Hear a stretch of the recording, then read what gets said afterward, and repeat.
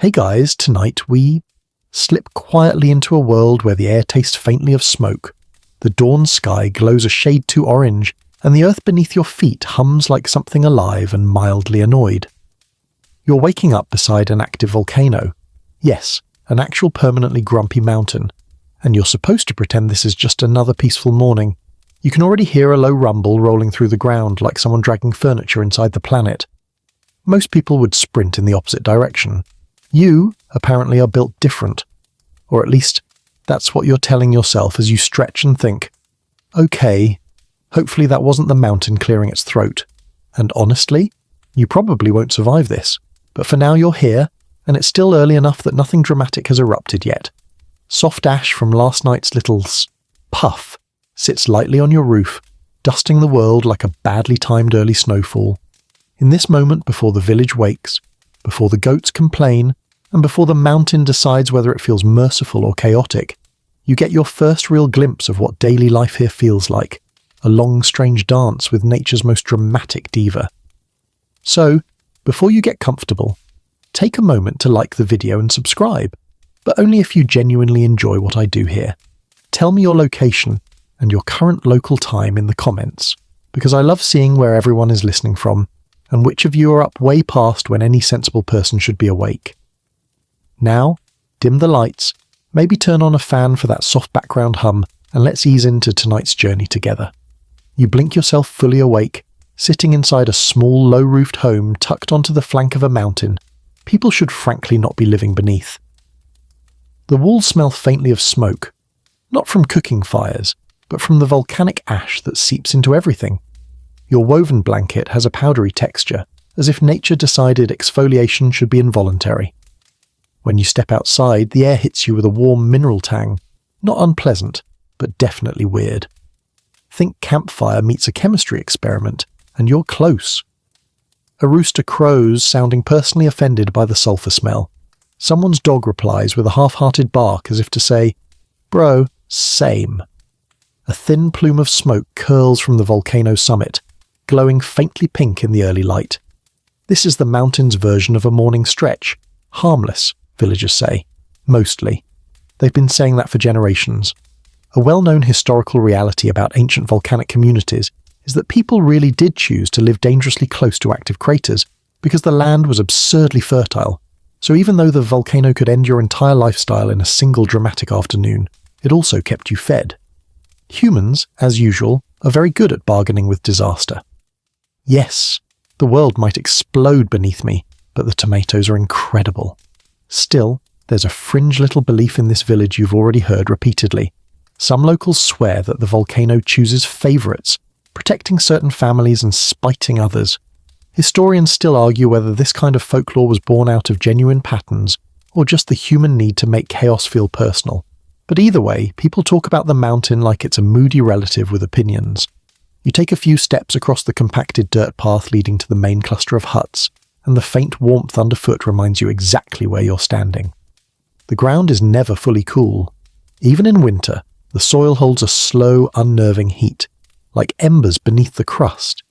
It's subtle enough that you don't fear it, but noticeable enough that you definitely question your life choices. Someone walks by carrying a basket of early morning laundry stiffened with a thin crust of ash, nodding at you with the calm expression of someone who has lived their whole life with a volcano looming over them. They give the plume a casual glance, just a glance, and continue on. You try to pretend that's normal and not absolutely wild. The funny thing, people here treat tiny tremors the way city dwellers treat traffic noise, mildly annoying but ignorable unless something starts falling off shelves. You feel a tiny vibration under your feet, a subtle shiver running through the packed earth. The nearest goat pauses mid-chew, glances at the volcano, then resumes eating like nothing happened. You decide to follow the goat's lead, mostly because it seems wiser than you. From your spot, you can see terraced fields carved in careful steps down the slope, each layered with dark volcanic soil so rich it almost looks black. Children run along the edges of them, laughing, kicking stray chunks of pumice like they're harmless toys. One kid even throws a piece of volcanic rock in the air, catches it, and uses it to scratch his name into a wooden post. Practical, you guess. A villager waves you over to help sweep ash off a roof, because as they explain, Roofs collapsing from accumulated ash is a thing here, a legitimate weekly chore. One of the benefits of living beside an active volcano is that the ash makes great fertilizer. One of the non-benefits is that it falls everywhere, all the time, forever. You climb up, gently pushing away the dusty blanket layering the roof tiles. The sweeping makes a soft, whispery sound, like sand slipping through hands. The mountain rumbles again, slightly louder this time. You pause. The older man working next to you doesn't even look up. He gives a half laugh and says, "Ah, she's grumpy this morning." You, slightly concerned. Him, apparently unfazed by the idea of planetary wrath. As the sun climbs a bit higher and the warm gold light washes over the village, you start to feel the rhythm of life here, equal parts peaceful, routine and simmering danger. It's strange, beautiful, terrifying, and somehow comforting all at once. You realize people don't live beside a volcano. They live with it, and right now, you are one of them. You trudge down the narrow footpath that curves around the volcano's lower slope, easing yourself into the village's morning routine. There's something strangely cozy about it. Like everyone here has collectively decided that as long as the mountain hasn't literally erupted this morning, life must go on. You're still half convinced this is denial disguised as tradition, but honestly, it's kind of admirable. The daily chore loop begins early, because living beside an active volcano means sunlight hours are precious, and wasting them is basically an invitation for the mountain to pick the worst possible moment to throw a tantrum. You follow a cluster of villagers heading toward the terraced paths, each person carrying tools, woven baskets, ash-stained hose, clay jugs, and one very determined child dragging a broom bigger than he is. The ground is uneven beneath your feet, still warm, a reminder that molten chaos sloshes somewhere beneath you, separated only by layers of stone and optimism. A thin fog hugs the lower slopes, tinted slightly grey from the ash that never really settles for good. You breathe in air that's dry but not unpleasant, tinged with minerals that give every inhale a faint matchstick feeling. A villager beside you shrugs. Better this than cold flat land, as if comparing natural disaster to mild weather inconvenience. People here have a talent for understatement. As you walk, a rooster darts across the path like it's fleeing tax collectors. Behind you, a tiny tremor shakes the dirt for half a second. Just a quick, subtle shimmy, like the mountain clearing its throat again. You pause. Everyone else keeps walking. This place is built on rhythm. Chores, tremors, meals, tremors, sleep, tremors. You wonder how long it'll take before you stop noticing them. In ancient volcanic communities, this deep familiarity was normal.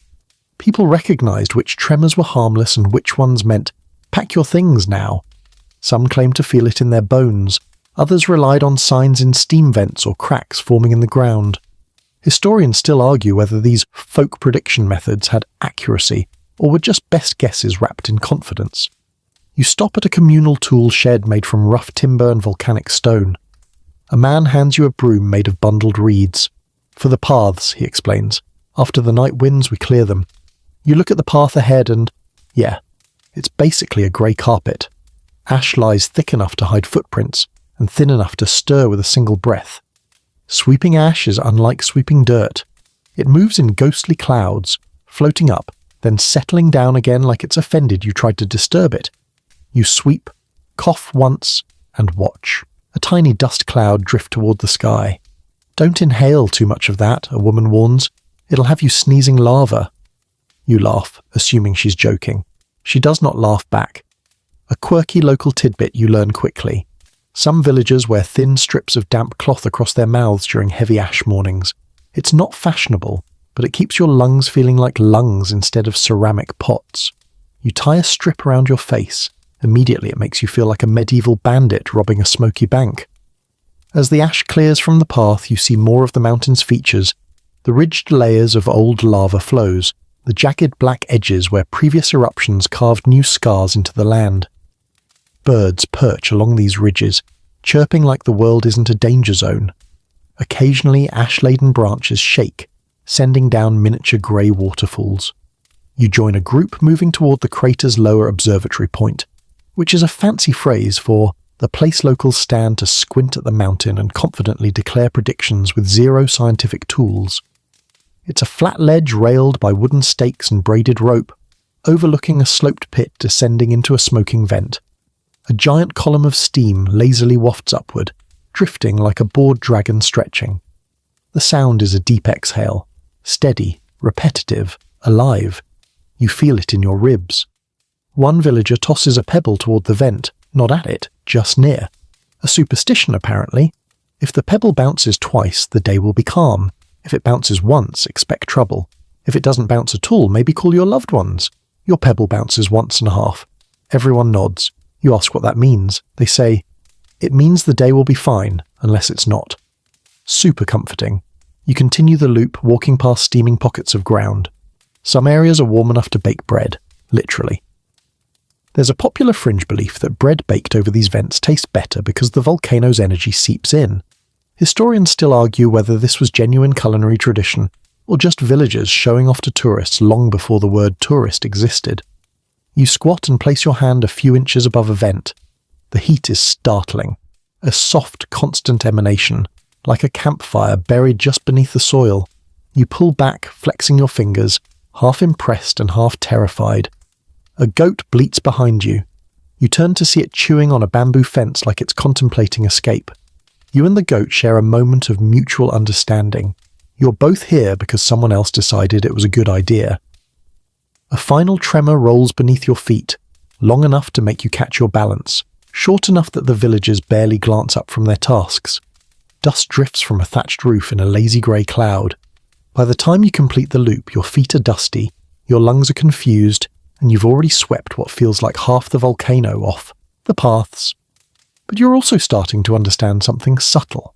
The routine isn't just about chores, it's about showing the mountain you're paying attention, that you're respecting its moods, that in some small way you're trying to coexist. Living beside a volcano isn't just surviving, it's participating. And today, you're officially part of the routine. You make your way back toward the center of the village, brushing ash from your sleeves for what feels like the 10th time in 10 minutes. You've been here long enough now to realize a basic truth. Ashfall is not an event, it's a lifestyle. People complain about dust in their homes. Here, dust complains about people intruding into its space. It coats everything with the confidence of a cat that's decided your keyboard belongs to it. You look up. Thin flakes drift lazily from the sky, catching the morning light like pale snow. Except snow melts. Ash does not. It just piles up, quietly plotting to collapse your roof if you ignore it long enough. A villager waves a hand and says, "Light ash today, barely worth mentioning." You stare at them, then at the grey particles gathering in your eyebrows. Light ash. You file this under phrases people living beside a volcano should not normalize. As you step into your small home again, you see what the ash has been up to while you were outside. A layer already dusts your bed, your stool, part of the wall, and somehow the spoon you left upside down.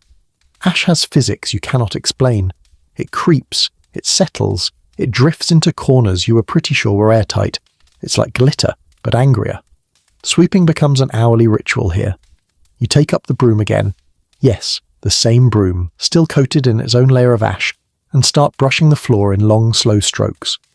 The sound is softer than sand, more like whispering paper.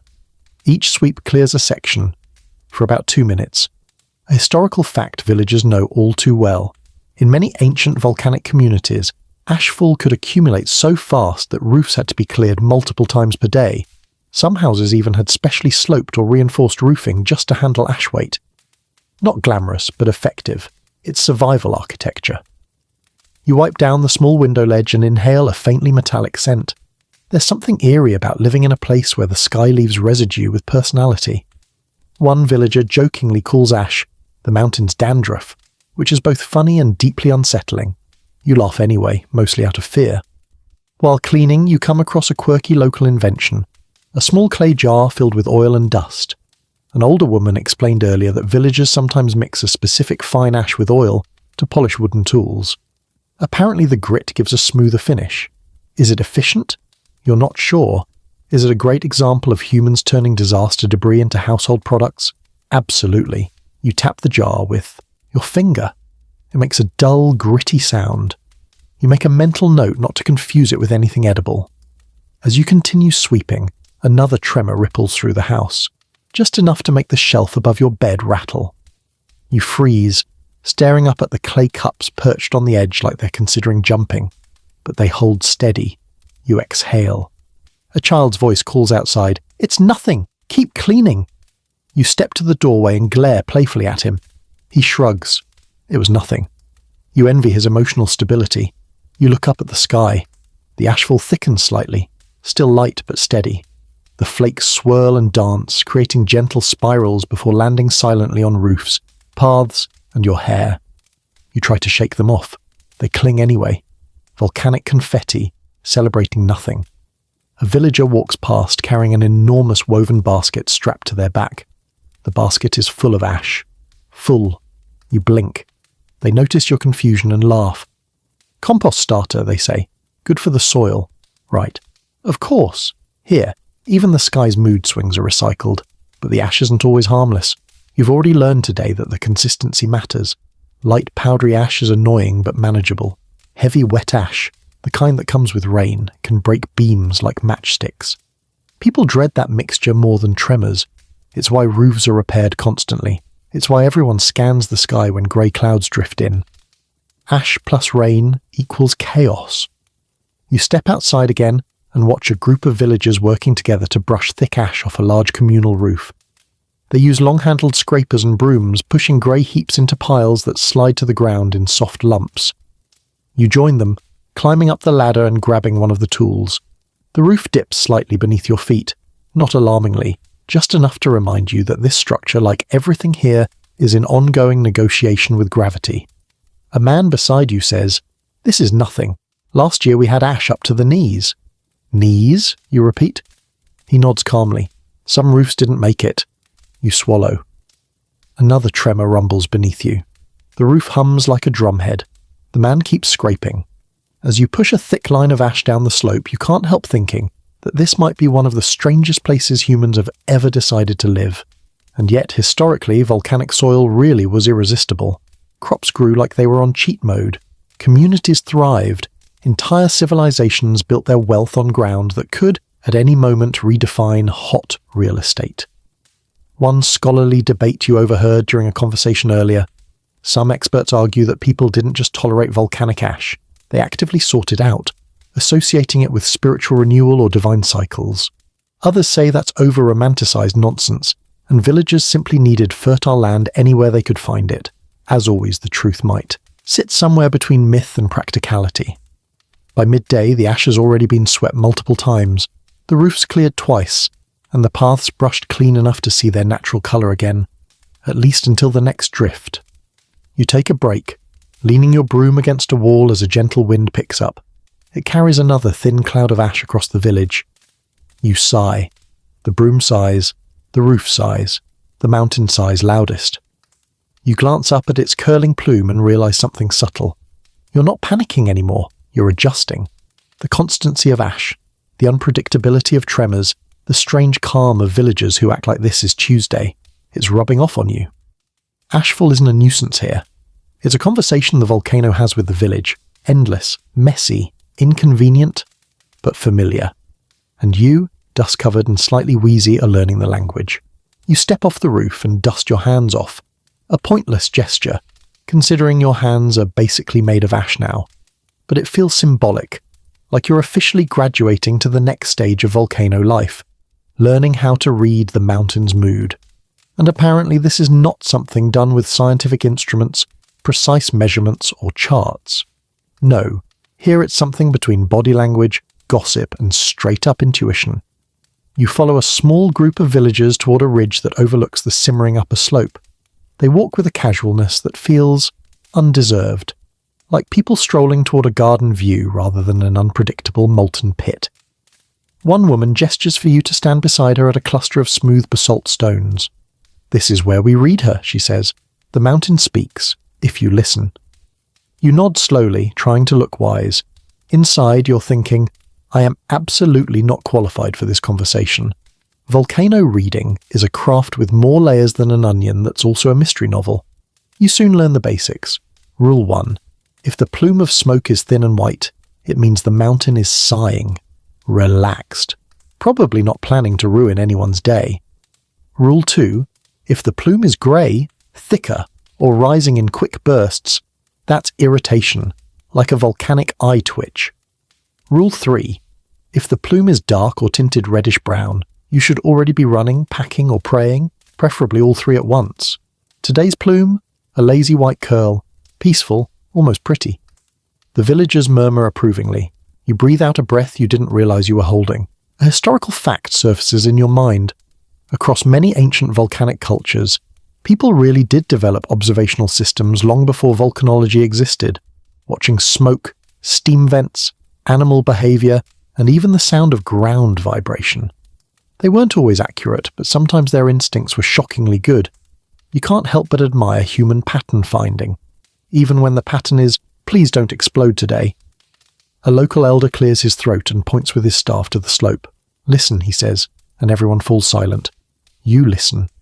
At first, you hear nothing except distant wind and a goat yelling at something only goats understand. But then, a faint rumble. Long, low, steady. It vibrates through your chest. Not threatening, just present, like the volcano is humming to itself. "That's good," the elder says. "A steady hum is her heartbeat. It means she's thinking." Thinking? You don't know whether to be comforted or alarmed that the mountain is apparently deep in volcanic contemplation. A quirky local tidbit emerges during the lesson. Some villagers believe the volcano has moods tied to specific times of day. Morning hums are thoughtful, midday rumbles are grumpy, and late-night roars are lonely. You smile at the poetic logic behind it.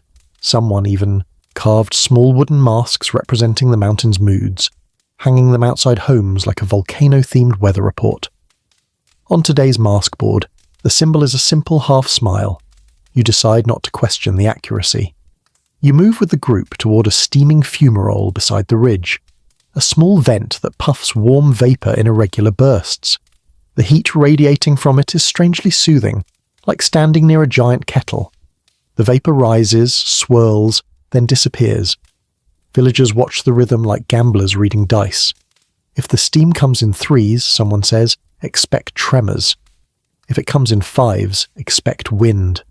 If it doesn't come at all, everyone goes quiet. You stare at the vent. It puffs.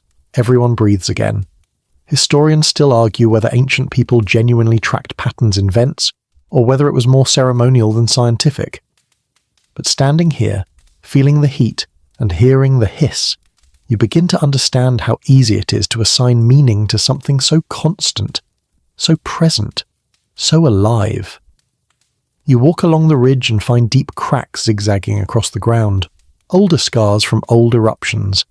A man kneels beside one, placing his hand near the opening. "Warm," he mutters. "Too warm today."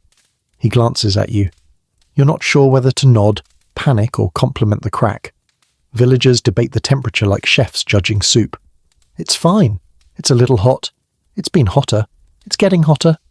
We said that last week." You never knew you'd overhear arguments about geothermal vent temperature delivered with the tone of people discussing tea. A bird circles overhead, then suddenly veers sharply away from the crater. One woman squints up at it and frowns. "That one knows something," she says. "Birds always know first." You'd laugh if she didn't sound absolutely certain. A local kid tugs your sleeve and points to the plume again. "See how it bends?" he says. You nod. "That means wind at the summit." You nod again. He narrows his eyes. "Do you actually see it, or are you pretending?" You blink. "Yes." He sighs heavily, like teaching you is a full-time job. Midway through your volcano reading tutorial, the ground gives a sharp jolt. Just one, quick, decisive. Not a rumble this time, but a, "Hey, pay attention" type of shake. You grab a tree trunk for balance. Villagers pause, assessing, waiting. Then one man nods and says, "She's stretching." Stretching. Right. Absolutely normal mountain behavior. You begin to realize something subtle but powerful. The way these people talk about the volcano isn't fear-based. It's relational. They don't worship it exactly. They don't ignore it. They observe it the way you might watch a temperamental neighbor through your blinds. Polite, cautious, and hoping they won't throw a literal fireball over the fence. As the group disperses, the elder pats your shoulder. "You're learning," he says warmly. "You have a good ear." You, who heard absolutely nothing useful, accept the compliment with pride. You walk back down the slope, glancing once more at the smoking summit. The plume curls like a lazy cattail. The air vibrates with that soft, steady hum. You're starting to read it. Not perfectly, not confidently, but enough to feel like the mountain's moods are becoming familiar. And familiarity is the first step to surviving a place like this. You follow the winding path down toward the village's small trading square, a place that would feel perfectly ordinary if it weren't sitting directly under a mountain capable of turning everyone into a historical footnote. The volcano looms overhead like a giant reminder that commerce here isn't just about goods, it's about timing. The whole economy lives or dies depending on whether the mountain is feeling polite, irritated, or ready to throw a pyroclastic temper tantrum. You step into the square just as vendors are setting up. Wooden tables creak under baskets of produce, bright red peppers, fat onions, and grains grown in soil so rich it looks almost wet. You understand now why people stay. This land is absurdly fertile, like the volcano is bribing everyone to ignore the danger. A merchant waves you over. His apron is permanently stained with ash, and something that might be berry juice or might be something else entirely. "Good day for trading," he says cheerfully, glancing at the plume with casual calculation. "Only a little smoke. Means customers won't flee before buying." You nod, pretending this is a normal sentence to hear. You wander through the stalls, taking in the lively chatter. People bargain, laugh, argue over prices. Business as usual. Except every once in a while, all conversation pauses at the exact same moment. It's not dramatic. It's subtle.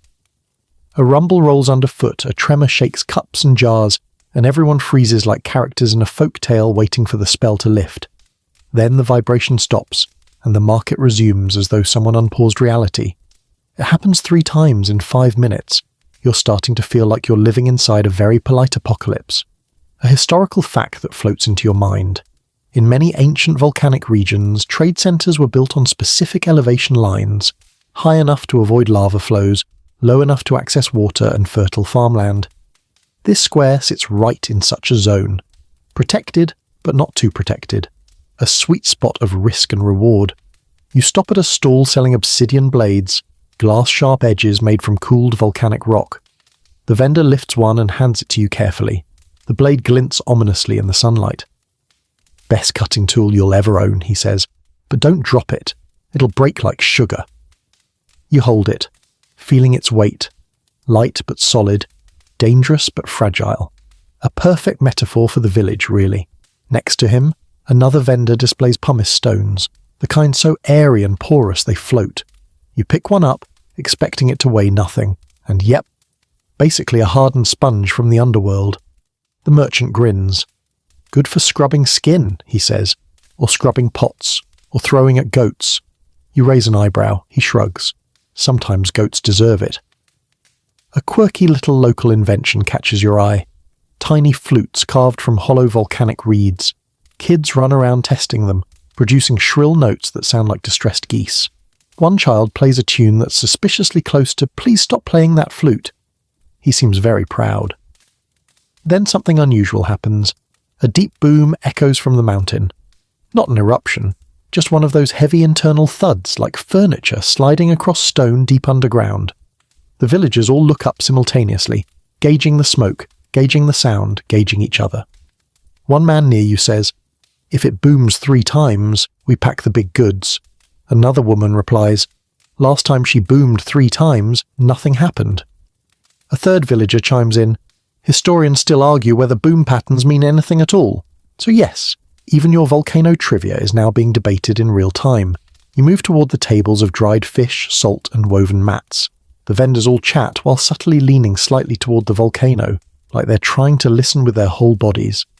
And yet, commerce continues undisturbed. Money, or rather trade goods, move hand to hand. You overhear a farmer complaining about tumble ash ruining his new sandals. Another worries about ash choking his pumpkin vines. Someone else brags about catching a fish, the length of his forearm minus the hand, but definitely longer than last week's. The mountain rumbles again, shifting the mood. This time, a goat bleats in protest and a stack of clay cups wobbles dangerously. The vendor catches them with reflexes worthy of applause, He winks at you.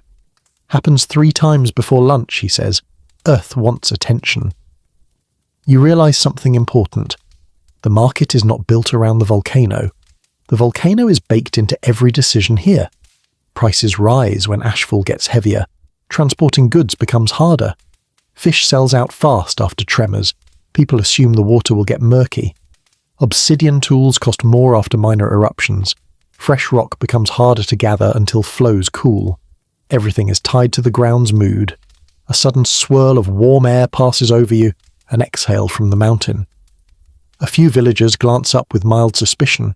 Then, as if to reassure themselves, they begin loudly praising their produce, their goats, their well-built roofs.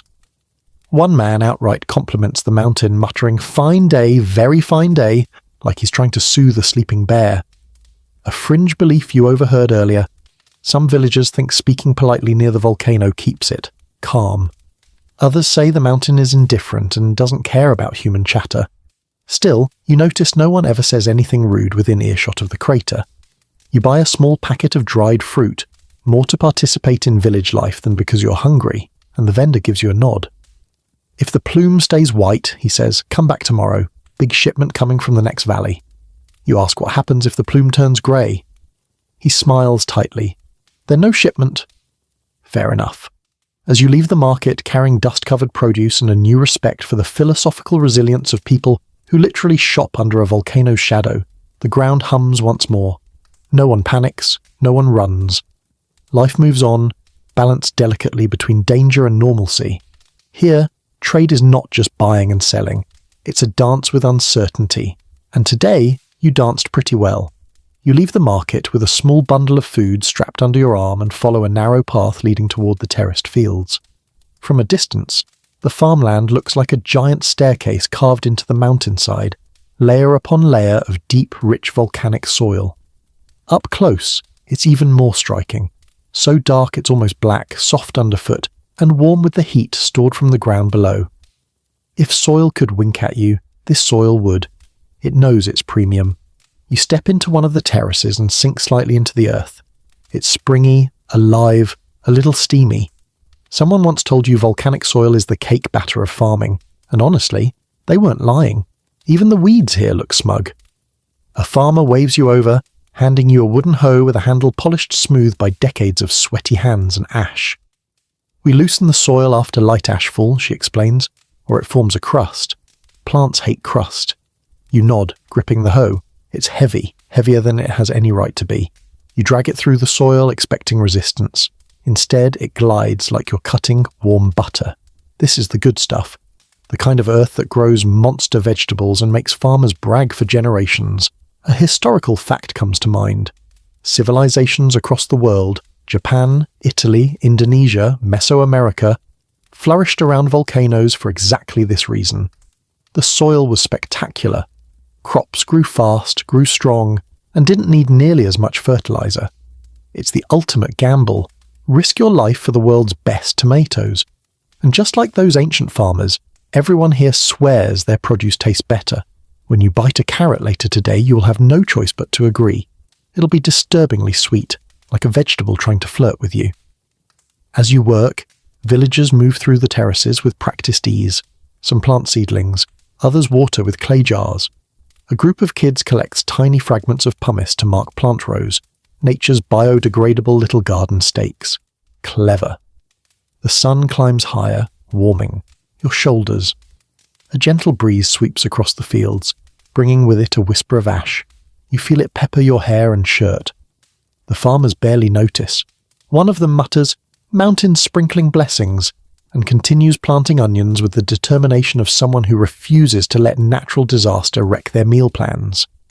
A quirky fringe belief you heard earlier resurfaces. Some villagers say that planting during a weak tremor brings good luck to the crop. Something about the earth accepting the seed.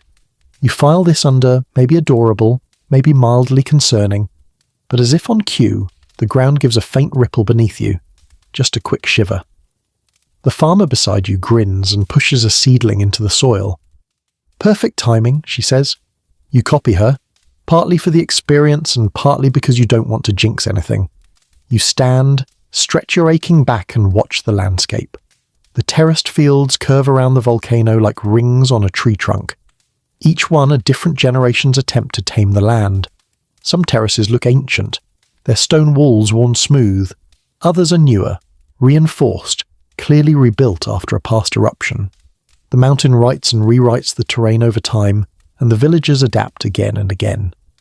The volcano hums softly, as if approving your work. Then, because it can't resist drama, a sudden plume of steam bursts from a vent higher up the slope. It's not large, but it's loud, like someone slamming a door in a stone hallway. A flock of birds shoots into the air. A goat yelps. Farmers pause mid-motion. You freeze. Everyone else squints at the plume, calculating. Then a farmer shrugs. Small means heat shift. Nothing more. And that's that. Back to carrots. You get the sense that emotional survival here depends on treating the volcano like an unpredictable co-worker. Annoying, occasionally dangerous, but too important to confront directly. You're handed a jug of water next, the liquid warm from sitting in the sun. You pour it gently around a row of young plants. The soil absorbs it instantly, drinking greedily. Steam rises faintly where the water hits the warmest patches. It's surreal, like watering a living creature that breathes. One farmer points at a cluster of unusually tall corn. That's from last year's big ashfall. Terrible season, but the next year always gives back. You look at the volcano. You're beginning to understand why people stay. It destroys, yes, but it also heals. Historians still argue whether ancient communities believed eruptions were punishments or just natural cycles. Some think people saw them as reminders of balance, take from the land, give something back. Others argue that people simply accepted eruptions as part of life's unpredictability. But here, listening to the farmers talk, you see a blended view. Part fear, part respect, part gratitude. As the afternoon pushes closer, children wander between terraces delivering small cloth bags of seeds. One hands you a bag and says, "These need gentle soil, not angry soil." You assume angry soil means the rocky patches where old lava hardened. You tuck that knowledge away for future small talk. Another tremor rolls through, not sharp, not alarming, just a long, slow sway. The tools in your hands vibrate softly. A few droplets in your jug ripple. Everyone stands still for a moment, listening. It passes. "Stretching again," a farmer murmurs. You exhale slowly. This somehow has become comforting in its own terrifying way. You help gather the day's harvested greens, bright, crisp, delicious-looking, and stack them into baskets. The smell is earthy and sweet, mingling with the faint metallic scent of volcano breath drifting through the air. You're sweaty, dusty, and smudged with ash. You're also proud of the neat little rows you helped shape. As you walk back toward the village, carrying a basket heavy with produce, you glance over your shoulder. The volcano sits like a colossal guardian, sleepy, smouldering, and unpredictable. But for this moment, with the fields fed and the soil warm, it feels almost benevolent. Farming here isn't just survival, it's cooperation. A risky, absurd, strangely beautiful partnership with a mountain that could, at any moment, change the rules. And somehow, you're beginning to feel like part of that strange agreement. You head back toward the village centre, weaving between houses built from stone, timber, and whatever materials could withstand being lightly roasted by the earth at any moment. As the sun climbs overhead, the air thickens, not with humidity, but with warmth radiating straight from the ground. Midday beside an active volcano isn't just hot, it's weird hot, a sneaky, creeping, bottom-up kind of heat, like you're walking across a massive stovetop set to low simmer. You pause at a crossroads. The dust on the ground feels warmer than it should. You crouch, touch it with your fingertips, and pull back immediately. Yep, definitely warm. Not burning, just unsettlingly cozy, like the volcano slipped a heating pad under the whole village. A villager passing by fans herself with a woven palm leaf. "Don't worry," she says casually. "It's hotter by the vents." You think, that was absolutely not the reassuring sentence she thought it was. You stand and keep moving. Every few steps the air shifts, sometimes cool, sometimes carrying a dry wave of heat. Sometimes it smells like normal countryside wind. Sometimes it smells sulphurous, like someone lit a match and then panicked and hid it behind a curtain. A historical fact trickles into your thoughts. Volcanic regions often contain pockets of geothermal heat that rise unpredictably. Roads, wells, even floors in ancient homes sometimes warmed naturally from beneath. People made use of it, drying food faster, keeping warm in winter, but it also made life feel like the world had hotspots installed at random. You turn a corner and nearly walk into one such hotspot, a small fenced-off patch of bare earth where shimmering waves of heat dance above the surface. The ground here is almost white, bleached by minerals and heat. A sign hangs on the fence. Do not sit here unless you want a very bad day. You appreciate honesty. Beside the sign, another note has been added in charcoal. Goats, not allowed. Goats, stop trying anyway. You glance around nervously for a rebellious goat. None in sight. Good. You continue walking and the faint sulphur scent strengthens. It's not enough to make you gag, but just enough to make you wonder whether the air is seasoning your lungs. You catch yourself sniffing the wind like a confused tourist and immediately decide that villagers must have built-in sulphur detectors by now. A woman carrying a basket of fruit notices your expression.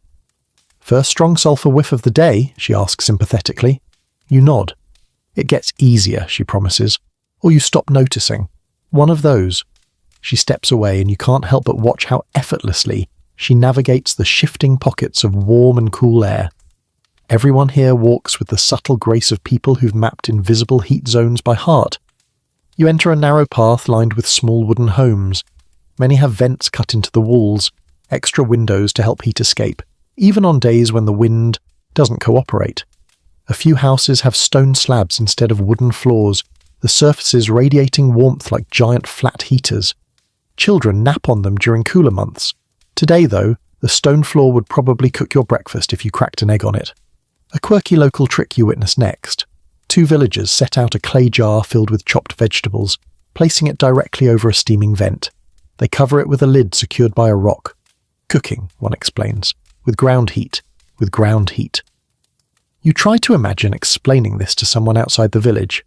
Dinner? Oh, just burying it near molten rock. Totally normal.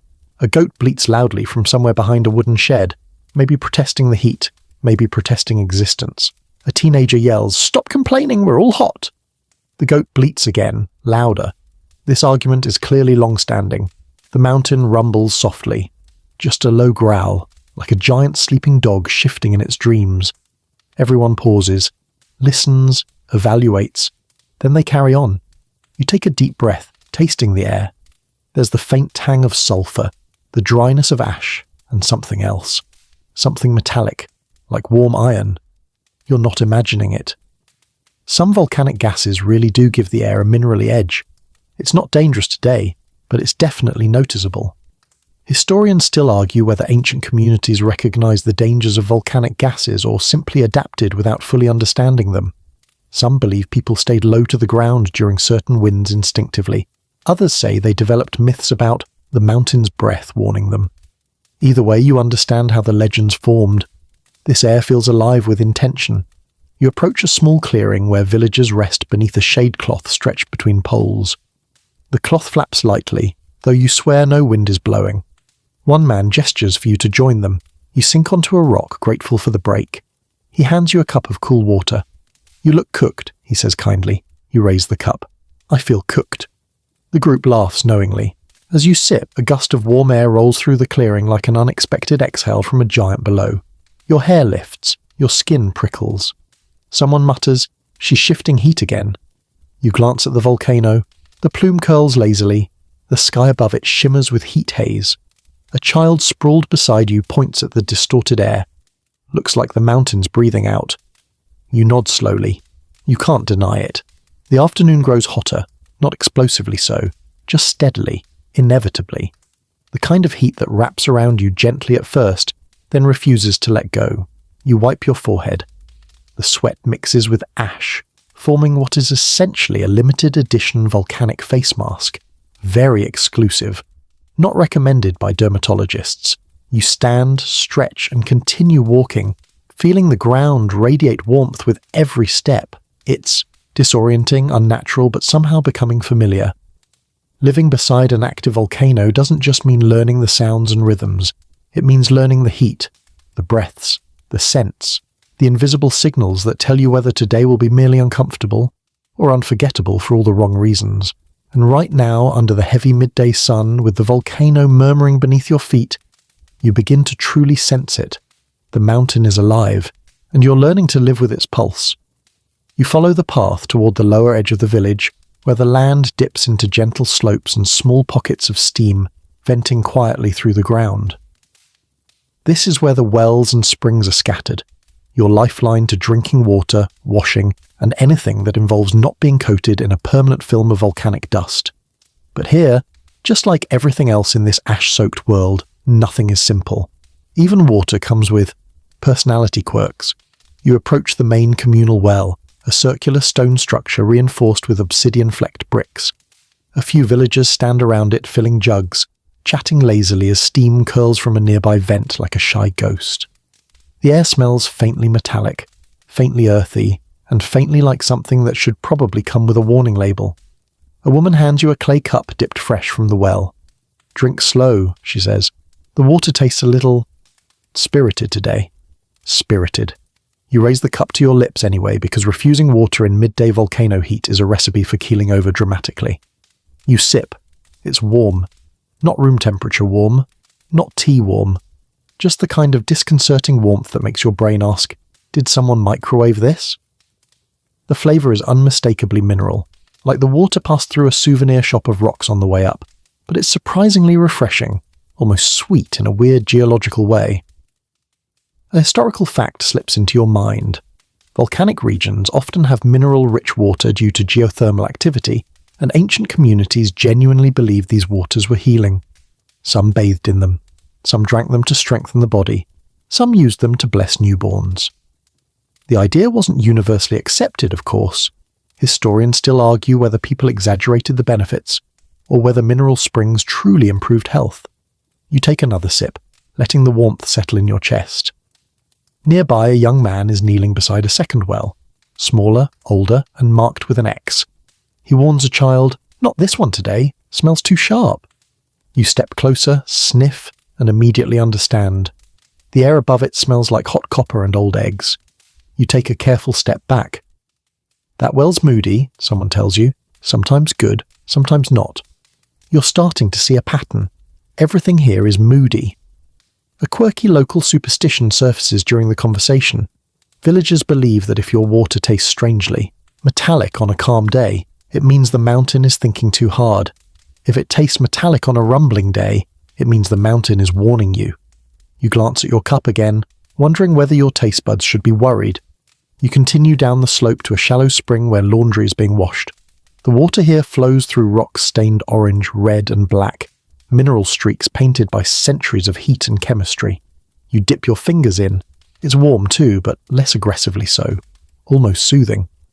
A group of women scrub clothes on flat stones, chatting about the usual village topics: soil moisture, goats misbehaving, last night's tremors, and someone's cousin who refuses to move away from the upper slope despite living dangerously close to an unstable lava tube. You find yourself listening like it's a daytime radio show. One woman pulls a shirt from the water and laughs. "Smells like sulfur again. My husband will think I've been cooking all day." You resist the urge to ask if that's a compliment here. You wander past the spring toward a set of stone basins carved into the hillside. Steam trickles from small openings in the rock, warming the water collected inside. Natural hot tubs, basically, but the kind that might kill you if you pick the wrong one. A kid splashes happily in one basin, but another basin only feet away bubbles ominously, like it's planning something. A villager tosses a small leaf in the bubbling one. It sizzles, curls, and dissolves. You take a very large step backward. "Too hot for bathing," an elder says behind you, "or anything else?" You nod vigorously. He adds, "Sometimes the heat shifts without warning. A safe pool becomes a danger pool." You nod harder. You will not be entering any water unsupervised ever again. A fascinating detail you hadn't considered. Mineral water affects everything here. Pots stain quickly. Clothes stiffen strangely. Hair grows thicker or frizzier depending on which spring you use. One villager jokingly claims the water made his eyebrows stronger. You don't know what that means, but his eyebrows are impressive. And then someone leads you to a narrow stream emerging from a crack in the rocks. A cool, clear ribbon of water that somehow dodges all volcanic weirdness. This is the prized drinking source after tremors and eruptions. Protected, revered. It tastes clean, crisp, and normal. So normal you almost tear up. This one never changes, the woman says proudly, even when the ground shakes. You ask why. People shrug. Some say it's fed by a deeper aquifer untouched by the volcano. Some say it's a blessing. Some say even the mountain respects this one source and doesn't interfere. Historians still argue whether springs like these were carefully mapped by ancient people or simply stumbled upon through trial and error. You cup your hands, sip the water, and sigh. The flavour is so simple, so pure, that for a moment you forget the mountain above you is a massive boiling machine. Then the volcano rumbles, softly but insistently.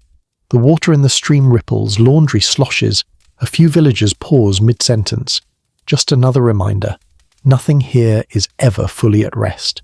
You close your eyes, listening to the faint hiss of steam from the vents, the splash of laundry in warm mineral water, the echo of the tremor rolling through the earth.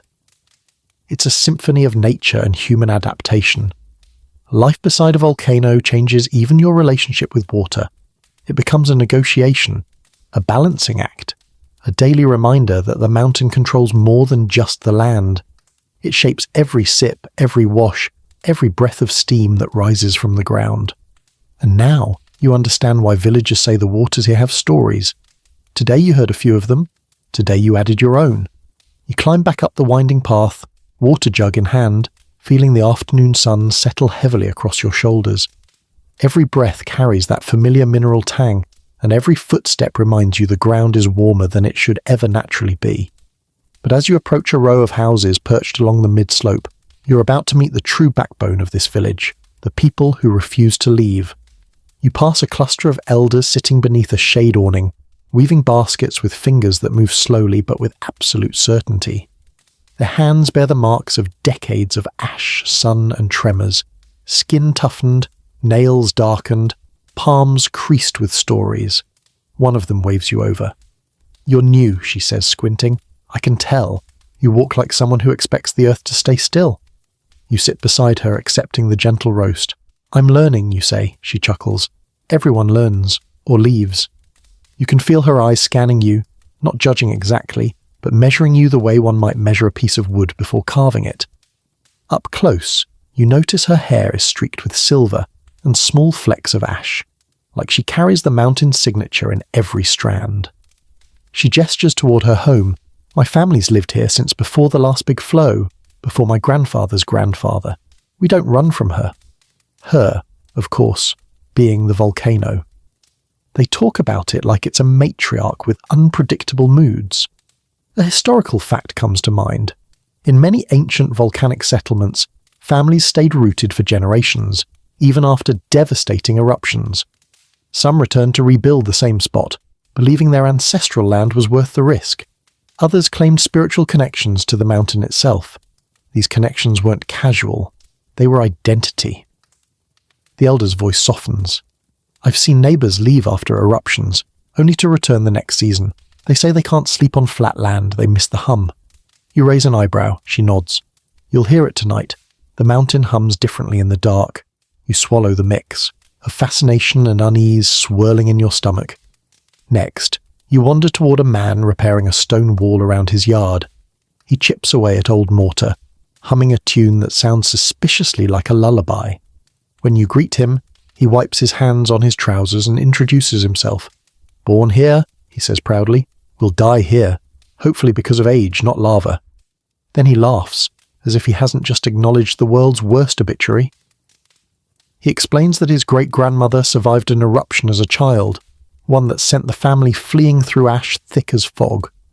But instead of relocating, they returned, rebuilt, and planted new trees where their house had once stood.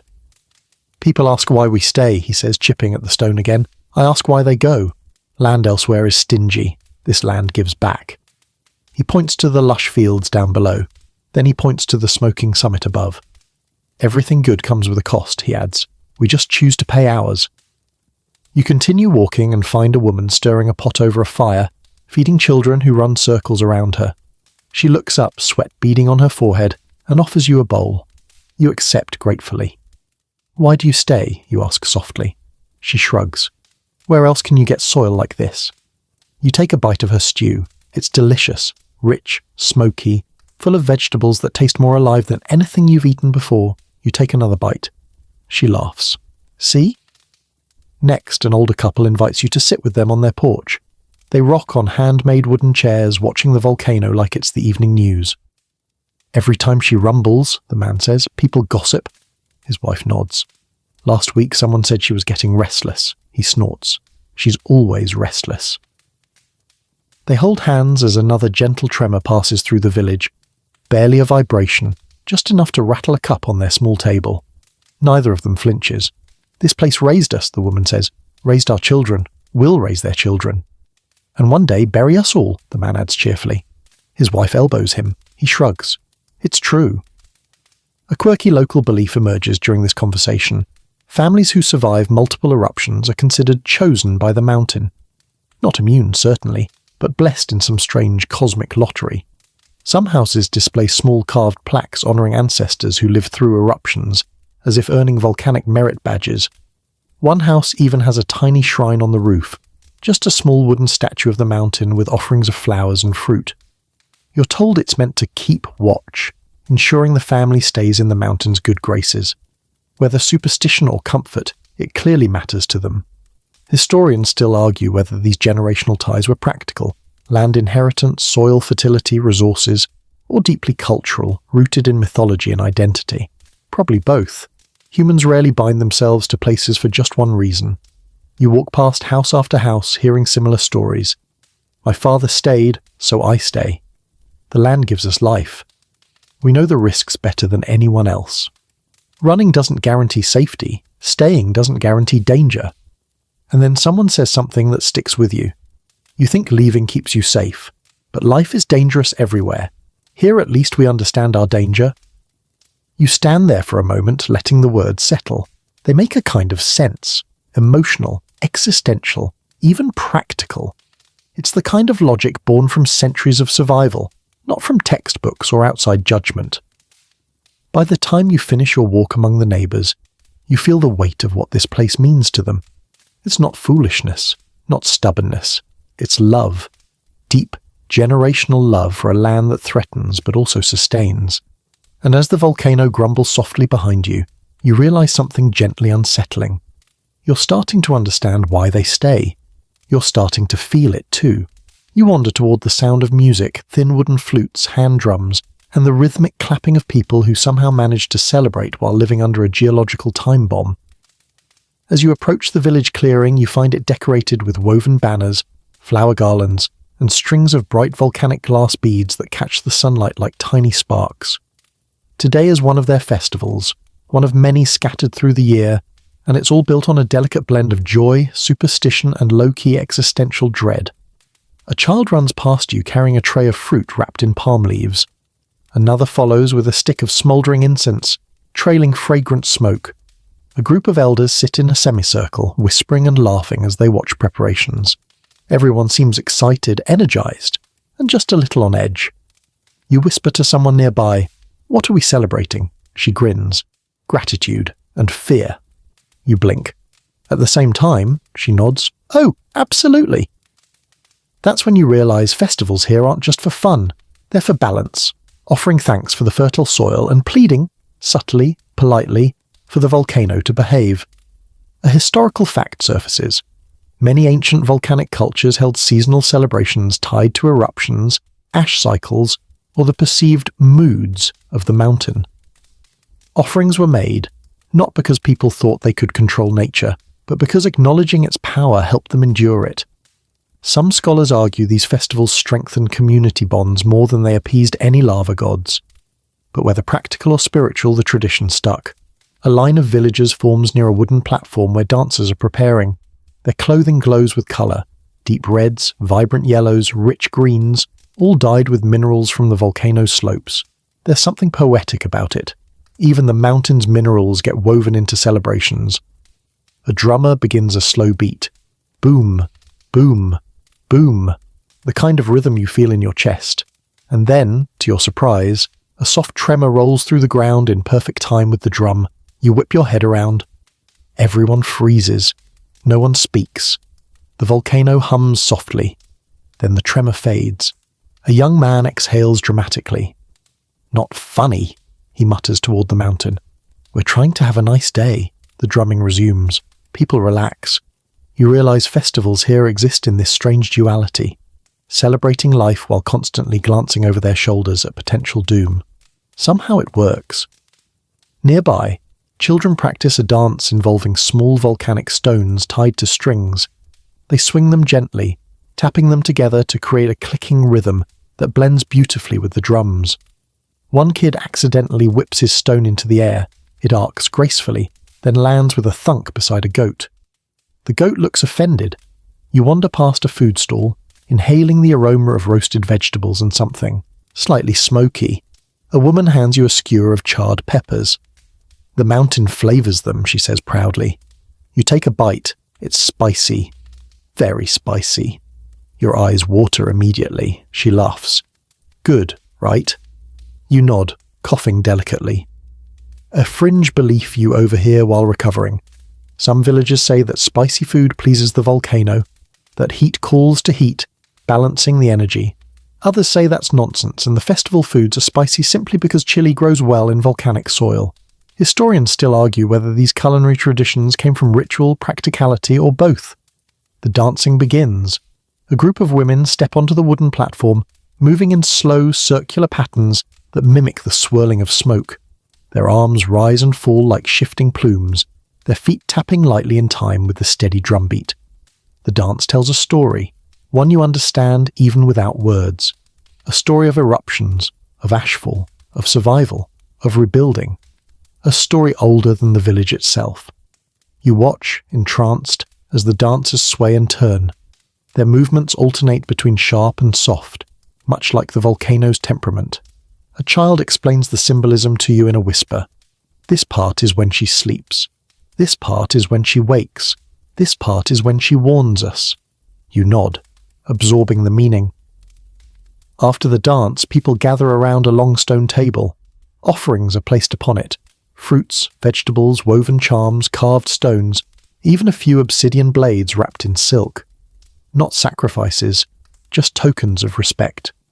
A quiet moment passes as villagers bow their heads. No chants, no fire, no theatrics, just stillness. You feel a gentle tug in your chest, something between humility and awe. The mountain rumbles again, soft, almost like acknowledgement. A villager leans toward you and murmurs, "She listens." Not literally, but she listens. You're not sure what to believe. But standing here, surrounded by people who've shaped their entire culture around volcanic rhythms, you start to understand the psychology of it. When you live beside unpredictable danger, you create rituals that make life feel grounded. Festivals become anchors, moments of connection, memory and gratitude, and fear. Always a little fear. A group of teens start a playful contest next, jumping over a shallow fumarole vent that emits harmless warm puffs. They squeal each time the steam bursts, pretending to be blasted away by the mountain. You instantly decide not to participate because you enjoy having eyebrows. As the sun dips lower, lanterns are lit, soft, warm lights glowing through thin sheets of mineral-dyed paper. Music swells once more, this time louder and more joyful. People clap. People cheer. The volcano hums. Steady. Consistent. Almost like background percussion. You sit with a bowl of stew surrounded by laughter, warmth, and the faint sulphur-scented breeze. The mountain watches silently from above, glowing faintly in the dimming light. It's strange, you think. In a place defined by danger, celebration becomes an act of defiance. A way of saying, we're still here, we're still alive, we choose joy anyway. Tonight, you're not just observing the village's traditions, you're participating in them. And somehow, amid the drums and dancing and distant rumbles, you feel something settle inside you. In the shadow of a volcano, joy is not just joy. It's survival. Night slips over the village with a slow, velvety hush. The warm breeze softens, the festival drums fade into memory, and the world takes on a quiet that feels deliberate, intentional, like the mountain itself is leaning in, waiting to see how you'll handle the dark. You step out into the evening air, still carrying the faint scent of sulphur and cooked peppers on your clothes. The skies are deep indigo and stars sparkle overhead like someone sprinkled crushed obsidian across velvet. But nothing, not the stars, not the lanterns, not even the moon, compares to the glow pulsing from the volcano's peak. It's subtle at first, a soft, smouldering ember light. But as your eyes adjust, the glow deepens into a dull red halo, illuminating the rising plume. It looks almost beautiful, in that, wow, this is gorgeous and could kill me kind of way. A villager passes behind you, carrying a basket of firewood. He notices your stare and grins. First night glow? You nod. He chuckles. It gets brighter after midnight. That's when she gets restless. Restless. Great. You walk closer to the edge of the village, where the houses thin out and the path curves toward the upper ledges. The air grows warmer with each step, and a faint crackling sound, almost like distant static, reaches your ears.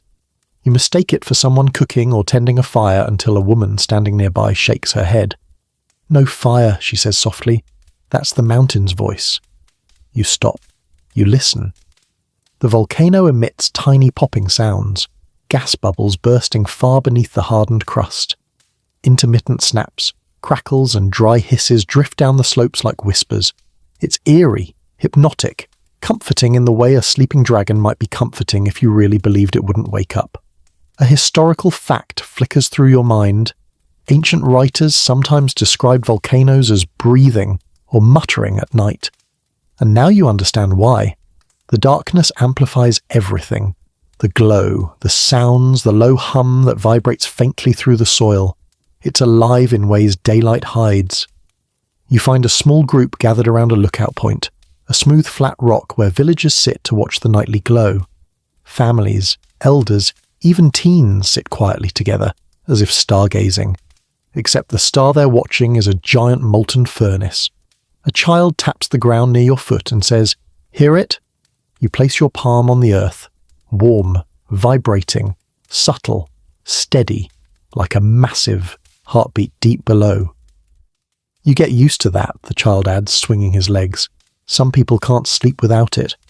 You imagine a life where silence feels wrong, where stillness is unsettling, where you fall asleep to geological murmurs instead of crickets. You sit beside the others and watch the summit glow bright and faintly as fresh gas escapes in shimmering waves. The plume rises thicker now, tinged with orange, swirling into the night like a slow-motion flame. A goat nearby bleats indignantly at nothing in particular, then wanders off. Someone mutters, "She doesn't like the glow tonight." Someone else responds, "Animals feel things first." You glance at the path the goat took, half expecting dramatic insight to follow. But the goat simply stops, eats a patch of grass, and lies down. So much for ancient instinct. Or maybe goats just have range. A quirky local tradition plays out next. Families toss small handfuls of dried herbs into the wind, just enough so the scent drifts upward toward the volcano. "Night offerings," the elder beside you says, "for calm dreams, for good soil, for safety." He shrugs, or maybe just habit, hard to say. One teen rolls his eyes and whispers to his friend, "It doesn't do anything." His friend replies, "Shh, she'll hear you." Both glance immediately at the volcano. You understand. In the distance, a faint reddish shimmer appears along the upper ridge. Lava, not erupting but glowing through thin cracks. The sight is mesmerizing. Not dangerous at this level, not yet, but enough to make your stomach flip with instinctive awe. You breathe slowly, letting the heat-filled night settle around you. The volcano hums, crickets chirp, far-off streams gurgle warm water. The village feels suspended between serenity and tension. Quiet, but not peaceful. Safe, but not steady. A gust of hot wind drifts down the slope, brushing your hair and carrying with it the aroma of minerals and distant fire. A villager beside you tightens her shawl and murmurs, "She's turning in her sleep." Another tremor rolls through, not strong, not sharp, just long enough to rattle a few pebbles at your feet. People pause, exhale, continue watching. Historians still argue whether ancient people actually slept through nightly tremors or simply endured them with practiced stoicism. Seeing the villagers tonight, relaxed, chatting softly, barely acknowledging the Earth's movements, you suspect the answer is both. Lights dim across the village. Families retreat into their warm houses, but not everyone leaves the lookout. A few stay, perhaps as guardians, perhaps as habitual night watchers, perhaps because the glow is a reminder of the power shaping their lives. You linger a moment longer, staring at the molten red pulse at the summit.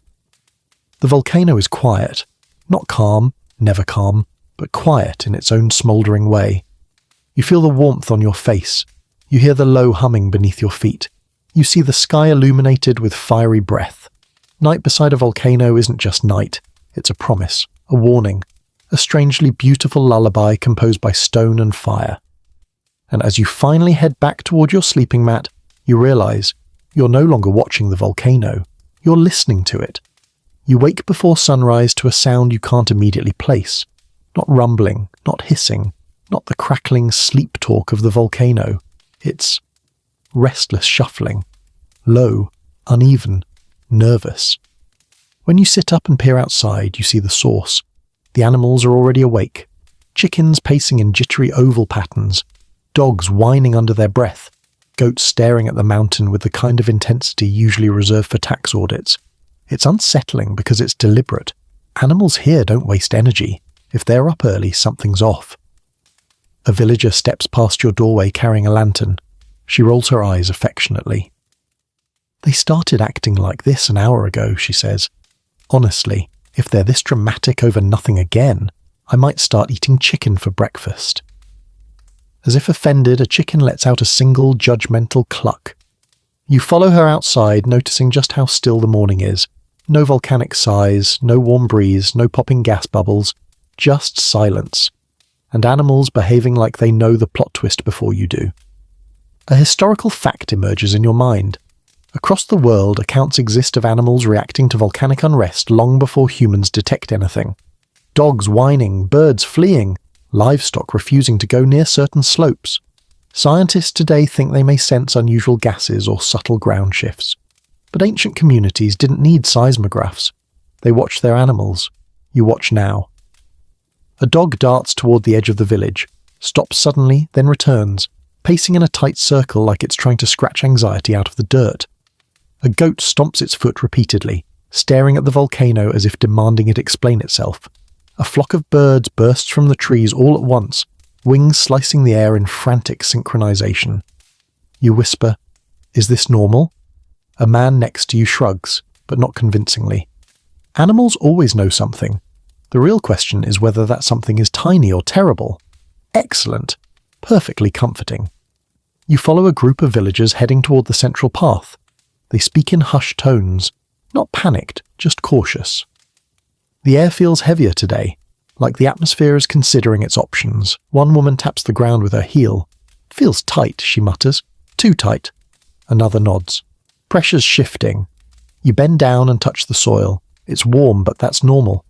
What's not normal is how still everything else is. Even the fumaroles seem quieter, steam rising in weak, thin wisps rather than confident bursts. A child points toward the mountain. "The plume is thin today," he announces. An elder squints. Thin can be good, or thin can be... Well, he does not finish the sentence. No one asks him to. A quirky local trick emerges. One man carries a small clay bowl filled with feathers. He tosses a handful into the air. The feathers spin, drift, and fall almost straight down. "Calm air," he says. Calm air is suspicious. You blink at him. He nods at your confusion. When the mountain is thinking, she steals the wind. You have no argument for this. The air really is unnervingly still. A dog barks once, short, sharp, alarmed. Everyone looks. The volcano releases a small, abrupt hiss. Not a rumble, not a roar, just a hiss, like a kettle warning it's about to boil. Villagers straighten instinctively. You whisper, "Is that bad?" A teenager shrugs. Sometimes bad, sometimes nothing. Sometimes she's just clearing her throat. He points at the goats. If they start running downhill, run with them. You nod. You plan. You mentally calculate how fast you can match goat speed. The animals grow more restless. Birds circle overhead, confused and loud. A group of chickens gathers in a tight cluster near the well, muttering chicken complaints. A donkey refuses to move at all, planting its hooves like it's seen the future and wants no part of it. Historians still argue whether such animal behaviour actually correlates to eruptions or is just coincidental. Some claim ancient people exaggerated the stories. Others argue that animals truly detect microtremors, gas changes or electromagnetic shifts. Watching the animals now, though, theory feels irrelevant. Instinct is louder. A villager beside you crouches and studies a line of ants marching across the path. They're moving uphill, she says. Strange. Why strange, you ask? Because ants only go uphill when the ground below them feels wrong. You stare at the ants. The ants stare back, equally stressed. Another hiss from the volcano, this one longer. The dogs whine. Goats trot in uneasy circles. A horse stamps repeatedly, tossing its head. Then, just as tension peaks, the mountain gives a gentle, low rumble, not violent, not dangerous, just enough to vibrate your ribs. The animals freeze, every single one, and after several long heartbeats, they relax. The dogs sit down. The goats start chewing grass again, the chickens scatter. The donkey decides life is acceptable once more. The villagers collectively exhale. A man pats your shoulder. She was just reminding the animals who's boss, he says. You laugh weakly, wiping your brow. That felt like a warning. That was a warning, he says, but not a bad one. A child pipes up, now it's safe to feed them, and runs toward the animals, scattering handfuls of grain. The atmosphere eases. Wind returns. The fumaroles puff a little more confidently. The ground's tightness softens into a gentle hum. You watch as the animals settle into their usual habits. Grazing, napping, being weird for no reason. A goat wanders up and bumps your leg, probably demanding a snack. You oblige with a handful of grass. It crunches contentedly. You smile despite the adrenaline still fizzing in your blood. Living beside a volcano means learning to read every signal, every tremor, every plume, every unexpected silence. But the most reliable indicators, the animals, they hear before you hear, they feel before you feel, they know before you know. And today, their message was clear. Something shifted, something stirred, but not enough yet to run. Still, you file the experience away, because next time the animals gather, pace, or flee, you'll be ready to follow. Morning settles into a late-day calm, a deceptive, comfortable quiet that could fool anyone who hasn't lived here long. But you've been beside this volcano long enough now to know the truth. Calm is not peace. Calm is the pause between moods. And sure enough, as you head toward the village outskirts with a basket of harvested greens, you hear the telltale rumble of what the locals casually call a little eruption. Tiny warning. Little here means something very different than it does anywhere else on Earth. You hear it before you see anything, the rolling, hollow thunder that comes not from the sky, but from deep inside the mountain's core. It's the sound of pressure negotiating with stone, the kind of sound that makes your spine straighten before your brain catches up. A farmer beside you sighs loudly. Not again. I just finished repairing the chicken pen. Another mutters, she's been twitchy all week. You set your basket down and brace yourself as a sharp tremor ripples through the ground, jolting your knees. A few pebbles tumble down a nearby slope.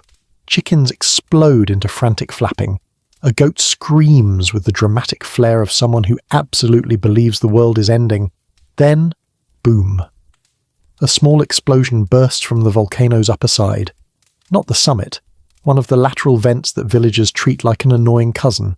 Unpredictable, but rarely dangerous. A plume of dark ash shoots upward in a tight column, expanding into a mushroom-shaped puff. Everyone freezes, watches, evaluates. Then, very casually, they go back to what they're doing. You stare at them, incredulous. Is that normal? A woman patting down her laundry glances up at the plume and shrugs. It's Tuesday. You look again at the swirling, drifting ash cloud that just burst from the mountain. That doesn't seem like a Tuesday thing, she laughs, shaking out a blanket. You'll get used to it. A historical fact pops into your mind. Minor eruptions, called strombolian eruptions in modern volcanology, are common in active volcanic regions. Bursts of lava bombs, ash puffs, and gas jets can happen every few days or weeks. Ancient communities recorded these events not as disasters, but as natural occurrences, loud, dusty nuisances that sometimes knocked over pots or scared livestock but rarely caused serious damage. Today's eruption fits that pattern perfectly, but still, it's an eruption, a literal eruption, and nobody is panicking. A second burst follows, lower on the slope. This one sends scattered chunks of glowing rock tumbling a short distance down the hillside. They cool quickly, hissing as they hit the old lava beds. A teenager nearby leans casually against a wall and says, "If they roll past the ridge, then we worry." You glance at the glowing stones. They stop well before the ridge.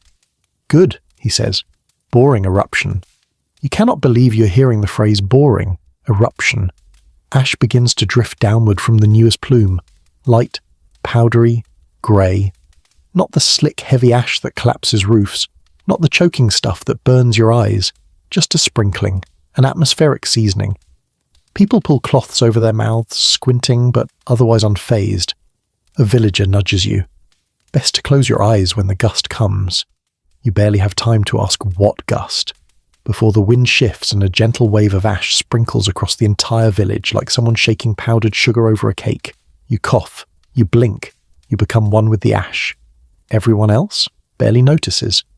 A quirky local practice unfolds next. Several villagers head toward the plume's direction carrying baskets and tongs, not to run away, but to collect fresh pumice and cooled lava fragments. Apparently the best stone tools come from today erupted rock. It's warm, easy to shape, and makes a satisfying clinking sound when tapped. One man tells you he forged his favourite kitchen knife from a minor eruption 4 years ago. Someone even says, only half joking, that these little bursts are the volcano sharing resources. Historians still argue whether ancient people truly believed eruptions provided gifts or simply took advantage of the materials afterward. But standing here, watching villagers collect steaming stones like shoppers at a farmer's market, you understand the appeal. Another tremor rolls through, this one sharper. A jolt that rattles windows and sends a clay bowl skittering off a table. Kids laugh. Adults groan. A dog howls dramatically. A goat leaps sideways for no discernible reason. You grab a nearby fence for balance. The elder beside you says calmly, "That was a 4 out of 10. You wheeze, "What does a 10 feel like?" He smiles. "You'll know." Great. As the ash settles, the village returns to its routine. People sweep porches. Children stomp on warm patches of ground just to feel them puff steam. Someone sets out a pot to catch falling ash. Apparently it filters well for pottery clay. You watch the plume fade slowly, shrinking from ominous darkness to lazy grey wisps. The sky clears. Birds creep back from wherever they panic flew. The air settles into a strange, peaceful warmth. Then comes your favourite part, the mountain sighs. A long, deep, throat-rattling exhale that echoes across the valley. The villagers smile. "That's the end of it," one says, "for today." You breathe deeper, letting the tension drain from your shoulders. This wasn't disaster. This was just life here. Living beside an active volcano means accepting that the Earth occasionally throws tantrums. Little eruptions aren't emergencies. They're background noise, like heavy traffic, or neighbour kids playing loudly, or apparently lava being shot casually into the sky. You dust yourself off and pick up your basket again. Another tiny burst pops in the distance. You barely react. Congratulations, you're adjusting. The day settles into a strange deceptive stillness after the boring eruption. The skies are washed out grey-blue, the air warm but steady, and the villagers move through chores with renewed energy, as if the volcano has already had its daily tantrum and everyone can relax. But as you soon learn, this mountain has a flair for the dramatic, and just because it erupted once doesn't mean it's done performing. You're carrying a basket of vegetables back from the fields when a soft sound reaches your ears. Not a rumble, not a crackle, something gentler, like sand slipping through fingers. Then the light dims. You look up. A thin grey curtain is drifting from the sky. Ash. But this ash looks different. Not lazy and fluffy like the morning dusting. Not thick like the heavy fallout villagers complain about in winter. No, this ash is falling fast, sideways, driven by a sudden, unexpected gust of warm wind. Villagers look up mid-step. A few freeze, a few frown. No one panics, but no one ignores it either. You feel the ash touch your skin before you see it clearly. It's warmer than usual, almost sticky. It clings to your arms, your hair, the fabric of your clothing. A man walking beside you murmurs, "Ah, ash surge." He says it the way someone might say rainstorm, or we're out of milk. But the air around you changes rapidly. The warm wind intensifies, carrying thicker waves of ash down the slope. Not black, not choking, but dense enough to blur distant houses and make the world look fogged. A few villagers tie cloths around their faces, and someone grabs your arm and pulls you under the nearest awning. "Quick," she says, "cover your mouth." You do. The warmth in the air intensifies further, like breathing next to an oven door. The ash is swirling, thickening, almost shimmering as it moves in erratic ribbons. You ask, "Is the eruption getting worse?" The woman shakes her head. "No, this is just wind. Wrong wind." She points upward, and now you see it. At the summit, the volcano is still smoking lazily, not violently. But the wind has shifted direction, sweeping stray ash from earlier explosions down into the valley like someone shaking out a giant dusty blanket. A historical fact pops into your mind. Ancient communities near volcanoes often suffered more from ash storms than from lava. Ash surges, caused by sudden pressure releases, wind shifts, or minor crater collapses, could blind, choke, or bury entire fields. Some early writings described ash falling sideways, exactly like what you're seeing now. A dog barks nervously, chickens scatter. Someone shouts for people to shut their windows. Doors slam across the village. Kids sprint indoors coughing and laughing at the same time because children can find joy in literally anything, including atmospheric doom. The ash thickens until you can barely see 10 steps ahead. It feels surreal. Walking through powdery fog that coats everything, instantly. Your eyelashes get heavy. Your hair turns grey. Your hands look like they've aged 50 years in seconds. A villager marches by wearing what looks like a damp cloth wrapped 3 times over their face. "Keep moving," he calls.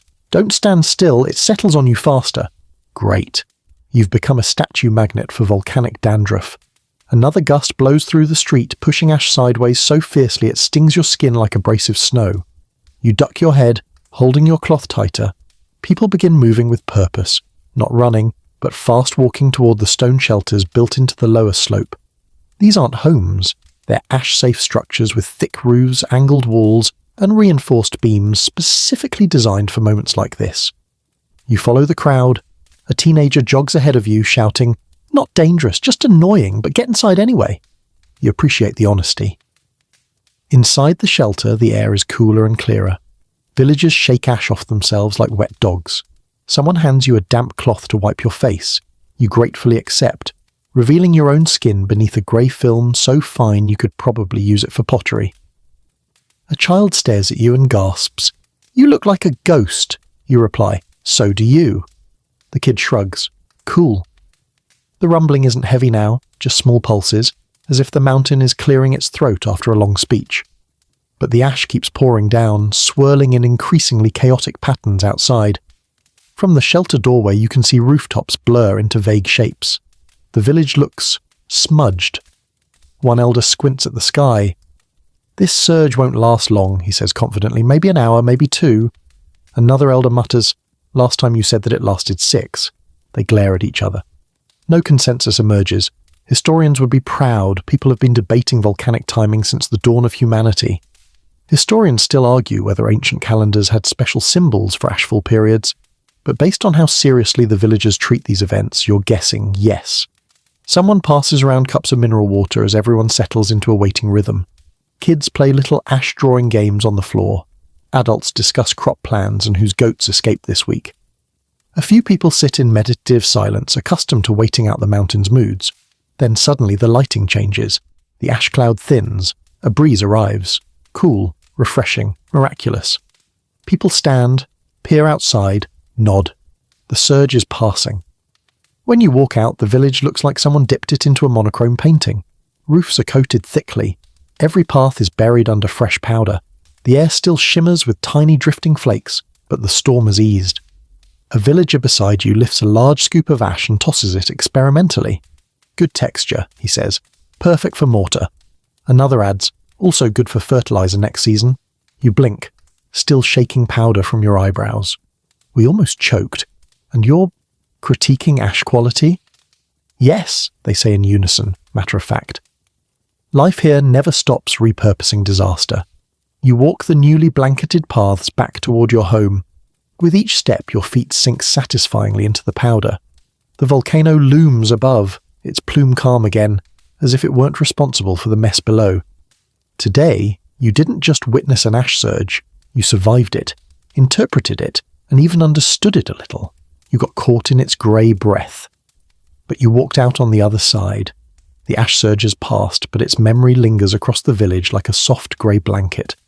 You shake out your hair, another hopeless gesture, and follow a group of villagers heading toward the sturdier cluster of stone houses that sit slightly elevated from the rest. These are the shelters meant to withstand the mountain's more ambitious moods. Here, the architecture changes from charming and handmade to quietly paranoid.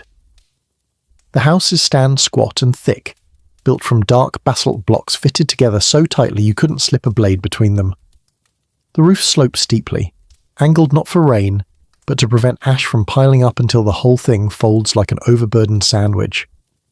The doorways are narrow, the windows smaller still, just wide enough for a breeze but too small for ash to invade easily. You step into one of the homes, immediately noticing the cooler air. The thick stone walls hold nighttime chill well into the day.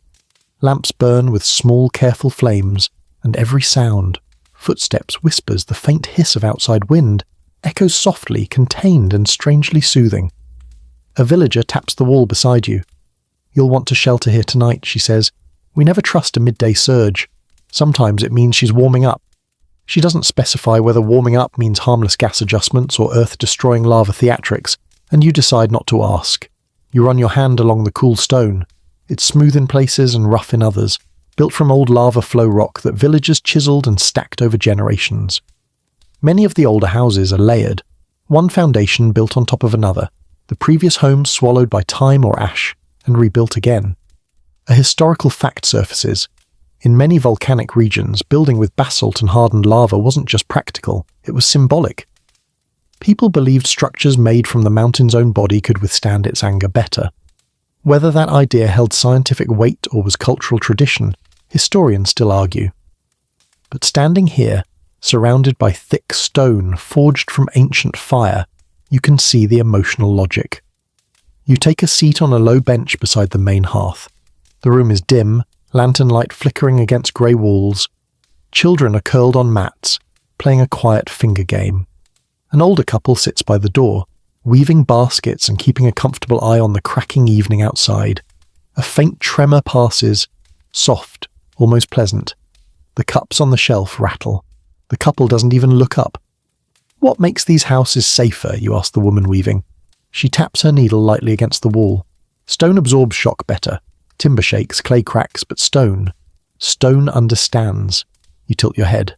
"Understands?" She laughs. "You live here long enough. You start thinking everything has a personality." Another tremor. Slightly stronger this time. You automatically brace your feet. Everyone else continues weaving, sleeping, and gently snoring. You walk toward the back of the house, drawn by the faint warmth radiating from one corner. There's a small stone alcove there, a built-in heat pocket. Warm air filters through tiny vents carved into the wall, circulating naturally from the mountain's own warmth beneath the ground. "This is our winter heater," a man explains. "Geothermal airflow, very useful, occasionally too useful." He taps the vent. "Sometimes it gets hot enough to bake bread." You blink. "Directly in the house?" He shrugs. "Convenient, terrifying. Depends on the day." A quirky local trick you learn. Families place ceramic jars filled with water inside these heat pockets overnight. In the morning, the water is warm enough for bathing without needing a fire. Resourceful. But you decide you'll always test the jar temperature first. No trust falls with geothermal vents. As evening deepens, more villagers gather in the stone houses. Sheltering isn't mandatory, but it's tradition after ash surges. Not out of panic, just prudence. A kind of let's not give the volcano a chance approach. Kids settle into blankets. Adults sit around talking softly. Some shell-dried beans, others mend clothing. It's domestic, cozy. and slightly eerie, knowing everyone here is huddled not because of a storm but because the earth might throw another tantrum. A sudden, sharper tremor hits. The stone house shakes like a crate on a wagon. You instinctively grab the bench. Dust sifts gently from the ceiling. One lantern wobbles but stays lit. People pause for exactly 2 seconds, then resume their tasks. A teenager glances at you. If the shaking gets faster, we move to the center of the room. If it gets longer, we move outside. If it gets sharp and cracking, he thinks. You wait. He shrugs. Depends. You stare. Depends on what? On whether the goats run first. Of course. Always the goats. Historians still argue whether ancient people developed early seismic intuition or simply adapted through trial and error. But the villagers here have rules. Flexible, intuitive, strangely effective. Another villager pulls out a small clay whistle carved with swirling patterns. She blows gently into it, releasing a soft, calming tone. The children quiet. The air stills. What's that for? You ask. It's tradition, she says. We play soft sounds during shakes, keeps everyone steady, helps the house feel calm. You smile. Does the volcano care? She shrugs. Probably not, but we care. Outside, the sky darkens to a deep charcoal purple. Lanterns glow behind stone windows like scattered stars. The volcano's summit flickers with tiny sparks, gas bursts catching the last light. The house trembles once more, gentle, rhythmic, almost like the heartbeat you felt last night. You realize something strange. Stone houses don't rattle like wooden ones. They hum. They absorb movement. They cradle you. As you lean back against the wall, the vibrations feel almost soothing, like the earth is rocking you to sleep. You breathe out slowly. The air is warm, the stone is cool. The world feels old and alive and strangely safe. Tonight, the shelter isn't just protection. It's connection. A reminder that people have lived with volcanoes for thousands of years, not by defeating nature, but by building alongside it, adapting to its moods, respecting its power. You close your eyes. The tremors fade. Lantern light flickers gently. The mountain hums in the distance like a lullaby composed by stone. And in this thick-walled house built from ancient lava, you drift into a strange, sleepy calm. Feeling for the first time that shelter isn't about hiding from the mountain, it's about living with it. You wake in the cool dimness of the stone house, the air still smelling faintly of warm earth and mineral dust. The tremors have faded into the background again, steady enough to lull you, soft enough that your body barely registers them anymore. When you step outside, the early light reveals a village powdered in fresh ash and quiet as a held breath. But this morning isn't for gazing or wandering. This morning is for learning the village's true survival art, storing food, preserving supplies, and preparing for the days when the volcano decides to make normal life impossible. Out here, survival isn't just instinct, it's strategy. A woman waves you over to a long stone shed with thick wooden beams and walls reinforced with overlapping basalt slabs. This is the storehouse, she says. We keep it stocked for tremor days, ash days, and days the mountain changes direction. Changes direction. You decide not to unpack that sentence yet. Inside the storehouse, the air is cool and surprisingly pleasant. Rows of baskets line the walls, filled with dried peppers, grain bundles, salted fish, root vegetables, and tightly wrapped fruit leather. Clay jars sit sealed with wax, some containing pickled vegetables, others dried herbs or water purified through volcanic stone filters. The space feels both ancient and efficient, like a mashup of survival bunker and farmhouse pantry. A villager hands you a jar and tells you to hold it up to the light. The water inside glimmers faintly. Filtered through pumice, she explains. Takes out grit, leaves the minerals, keeps well for months. You swirl it gently. It looks impossibly clean for something that originated in a boiling, sulphur-tinted spring. A historical fact surfaces. Volcanic stone filtration was indeed used in some ancient cultures. Pumice and porous basalt could help strain impurities from water. Primitive, yes, but surprisingly effective. Whether this exact village's technique is historically accurate or just tradition passed down through trial and error, historians still argue. You follow the group outside to the food prep area, a broad, flat stone where villagers sit cleaning vegetables and slicing fruit. 3 goats stroll through the scene, trying to steal anything that isn't nailed down. A child shoos them away with a broom. 1 goat bleats indignantly, offended at the existence of rules. A woman kneels beside a shallow pit lined with warm stones. She spreads thin strips of vegetables across a woven rack and lowers it toward the stones. Steam rises, drying them quickly. "Volcano dryer," she says, "faster than the sun." You touch one of the warm rocks nearby. The heat is steady, comforting, constant. It's like the volcano is holding a small cooking fire just beneath the soil. "Does it ever get too hot?" you ask. She gives you a look. "Of course, we move the racks then." You nod like you knew that already. Next, someone opens a clay pot filled with salted fish. The smell hits you like a friendly slap. A man grins. "This lasts months," he says proudly, "even in eruption season." You raise an eyebrow. "Eruption season?" He shrugs. "You'll see." They show you another staple, hard cakes made from ground grain, ash-hardened roots, and honey. The cracked greyish surface reminds you that everything here, food, tools, survival itself, contains a piece of the mountain. A quirky local method emerges. Families store emergency food supplies in buried clay pots sealed with volcanic tar.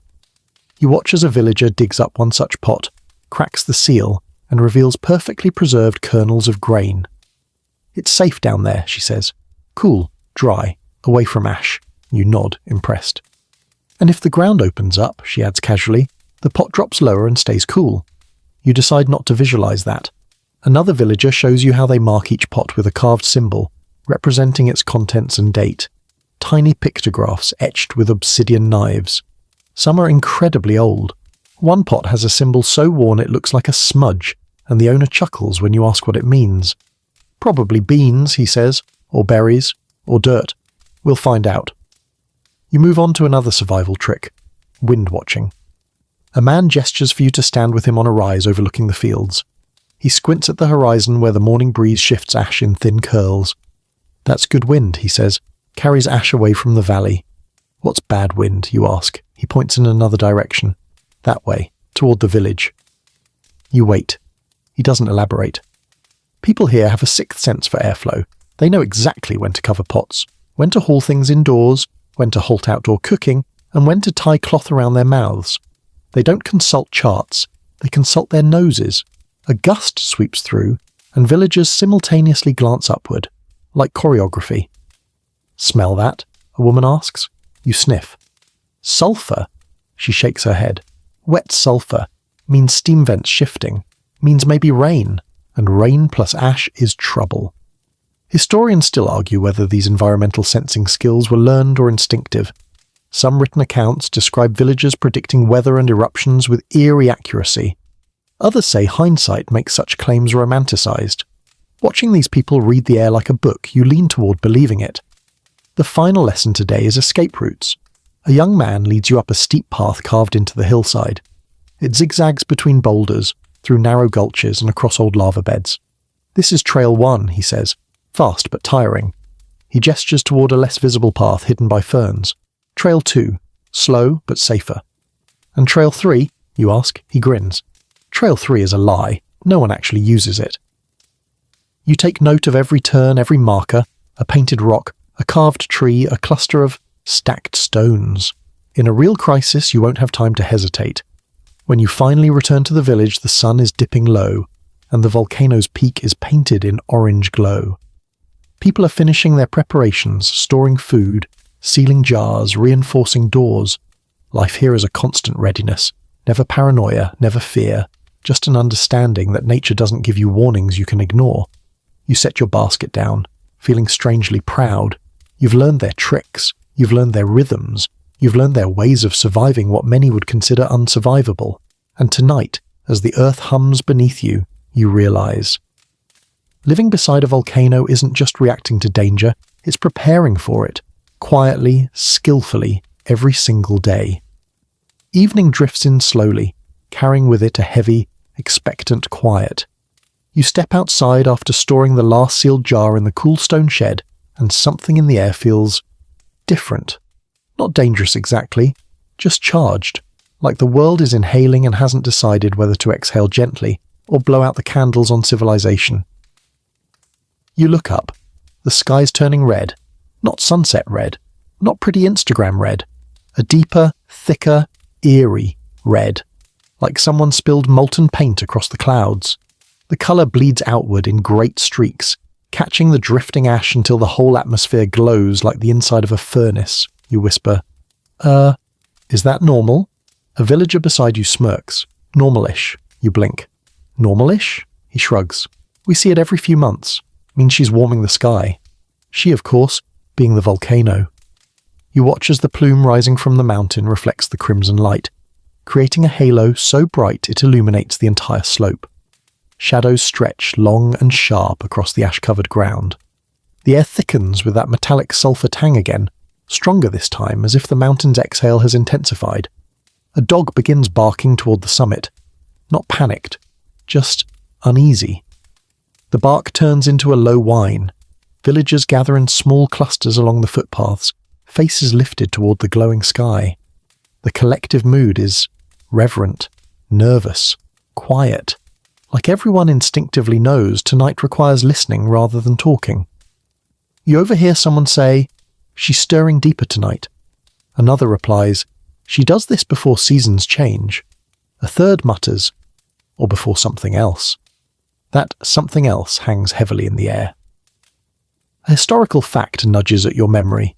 Volcanic sunsets and red skies happen when particles scatter the sunlight differently. Ash, gases, aerosols. Ancient people didn't know the physics, but they knew the signs.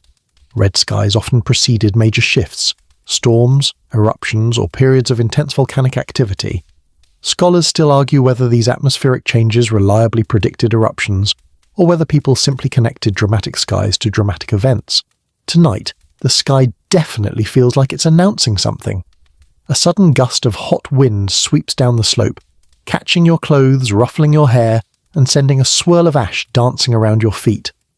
The bushes rustle. Loose stones tinkle softly as they shift. You hear a faint roar, far away, deep, throaty. Not an eruption, just pressure moving, rearranging itself. A woman pulls her shawl tighter around her shoulders. She's breathing faster tonight. You nod, heart thumping a little. A quirky local practice begins as darkness deepens. Villagers place small polished stones, usually obsidian chips or pieces of pumice, on ledges outside their homes. Night markers, someone explains. If they fall during tremors, we know the shaking is worsening. Sure enough, every doorstep gleams with tiny stones. You place one by your own doorway, feeling the strange solemnity of it. The children, meanwhile, stare at the sky with unstoppable curiosity. It looks like dragon fire. It looks like the sky is blushing. It looks like my mother's cooking. That last one earns a playful smack. Another warm wind gust passes, and with it comes something else. The faint crackle pop of cooling lava near the summit. Tiny flecks of golden orange occasionally spark upward, too small to call lava bombs, but too bright to ignore. Villagers watch, not afraid, but alert. One elderly man speaks softly beside you, voice rumbling like distant thunder. This happened before the last big shift, many years ago. I was a boy then. You glance at him. Shift. He nods. When she opened a new vent, changed where the ash fell, changed where we farmed, changed everything. He pauses. Not bad, not good, just change. You let that settle. Historians still argue whether people living near volcanoes feared major eruptions or simply accepted them as part of life's cycle. Some accounts suggest deep dread, others speak of almost philosophical acceptance. Watching this village now, you can see both. Anxiety wrapped gently in centuries of adaptation. The red deepens into a darker, richer hue as night finally settles. The clouds seem to glow from within, a slow, throbbing pulse like embers in a fire pit. The mountain silhouette stands sharp against the illuminated sky. Massive, ancient, unpredictable. A group of villagers walk toward the overlook ridge. You join them. From here you can see the entire valley bathed in red. Rivers shimmer like molten bronze. The fields look unreal, otherworldly, and the volcano, crowned with its glowing plume, looks fully awake. Someone whispers, "She's thinking hard tonight." Another whispers back, "Let her think." Suddenly the ground gives a quick, sharp tremor. Not long, not violent, just enough to jolt your knees and rattle your teeth. Half the group freezes, the other half listens. You all wait. Another tremor follows, shorter this time. Then silence. The man beside you nods once, relieved. Not rising, just adjusting. You exhale slowly, only now realizing you'd been holding your breath. The red sky begins to dim, not fade, but soften, like embers cooling after a long blaze. The ash cloud thins slightly. The wind settles. The village breathes again. You begin walking back toward the shelter, the red glow reflecting faintly in puddles and window panes. The air still hums with tension, but the worst seems to have passed, for now. Tonight, you saw something villagers have witnessed for generations. The sky turning red, not as a warning, but as a conversation, a sign, a shift. You step inside your home, closing the door gently. Living beside a volcano means learning to read the sky as carefully as the soil, the wind, and the tremors. And tonight the sky told you a story, one painted in fire and ash, in mystery and science, in ancient fear and quiet wonder. You're starting to understand all of it. Dawn creeps in pale and muted, less a sunrise and more a slow lifting of the sky's heavy eyelids. You step outside into an air thick with the memory of last night's red glow. The village is quiet in that uneasy, anticipatory way you've learned to recognize.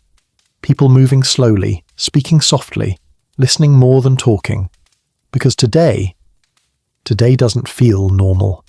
A deep tremor rolls through the ground before you've even finished stretching.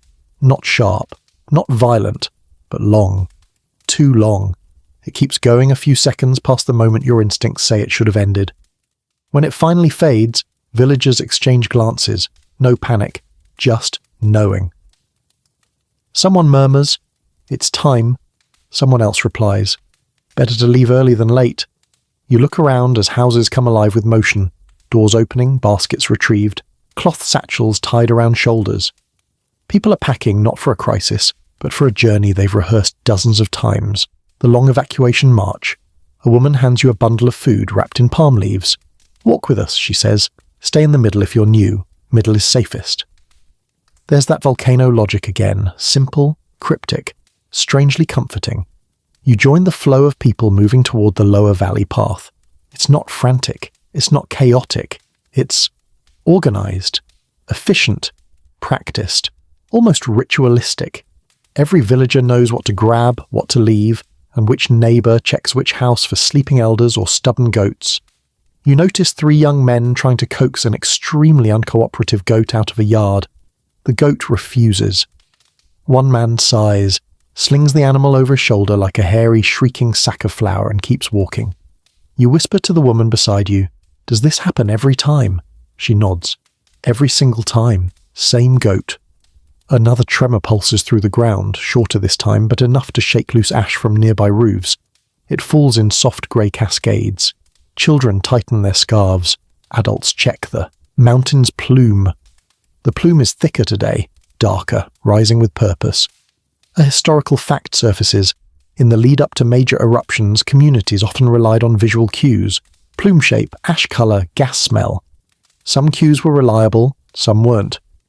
Historians still argue whether ancient people sensed major eruptions coming or simply reacted quickly when signs aligned.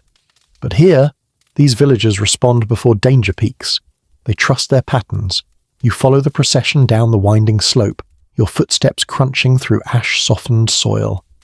The air grows cooler as you descend, the sky brighter. The volcano looms behind you, uncomfortably quiet, as if observing your departure. A man carrying a heavy bundle walks beside you. "Don't look back too much," he warns gently. "Why not?" Looking back makes her twitchy. You decide not to test that superstition. At the base of the slope, the path widens. People form a long, snaking line, the kind that looks almost pilgrim-like. Children walk in the centre, flanked by adults. Elders ride in small wooden carts pulled by sturdy donkeys. The goat, yes, that goat, has finally accepted its fate and trudges along bitterly. Every few minutes someone glances at the mountain. Every few minutes someone murmurs, "Still steady." Every few minutes you feel another tremor, light, but unmistakable. The pace remains deliberate but unhurried. You're not fleeing, you're relocating. On the way, villagers point out old markers, carved stones half buried in soil, indicating how far previous lava flows reached. One stone has a deep gouge where molten rock once scorched it. Another is engraved with a symbol meaning safe place here, used by generations long gone. A child runs up beside you and says, "My grandmother says her grandmother walked this same path when the mountain last got angry." "And what happened then, you ask?" She shrugs. "They came back." That's the entire story. Evacuate. Return. Repeat across centuries. The tension in the air isn't fear, it's patience, determination, collective experience. But not everything is calm. Some villagers argue quietly about whether the plume's colour means gas release or magma movement. Others debate the direction of last night's heat gust. "Too warm for this season," someone says. "Could just be dry air," another replies. "Historians still argue," an elder adds, waving dismissively. "You're beginning to suspect historians still argue. Is this village's version of who knows, really?" As the line of evacuees reaches the valley floor, the landscape changes. The air cools sharply, the ash thins, and the grass grows greener. This area, far from the volcano's direct path, is the designated safe zone. Wide, flat, bordered by a river and dotted with old stone markers shaped like teeth. Children scatter to pick up colourful stones beside the water. Women set down baskets and begin unpacking, temporary shelters made of woven reed mats. Men scout the perimeter for safe fire pits. This isn't chaos. This is practice choreography. You help raise one of the shelters, tying mats to wooden poles while villagers share quiet jokes. Someone hands you a cup of warm water and says, "If she doesn't blow by dusk, we head back tomorrow." You pause mid-sip. "Tomorrow?" They laugh. "Of course. This is routine." Another tremor vibrates faintly beneath your feet. People glance up, still calm, still waiting. As you sit on a blanket beside the river, watching the long line of villagers settle into a temporary camp, you realize something profound. This isn't fear. This is resilience shaped over centuries. People here don't run from the mountain. They dance with it, move with it, return when it calms, leave when it tenses. The evacuation march isn't an escape. It's a conversation, a rhythm, a respectful pause in the constant dialogue between humans and the volcano they call home. You breathe in the cool valley air, watching the mountains smoulder in the distance.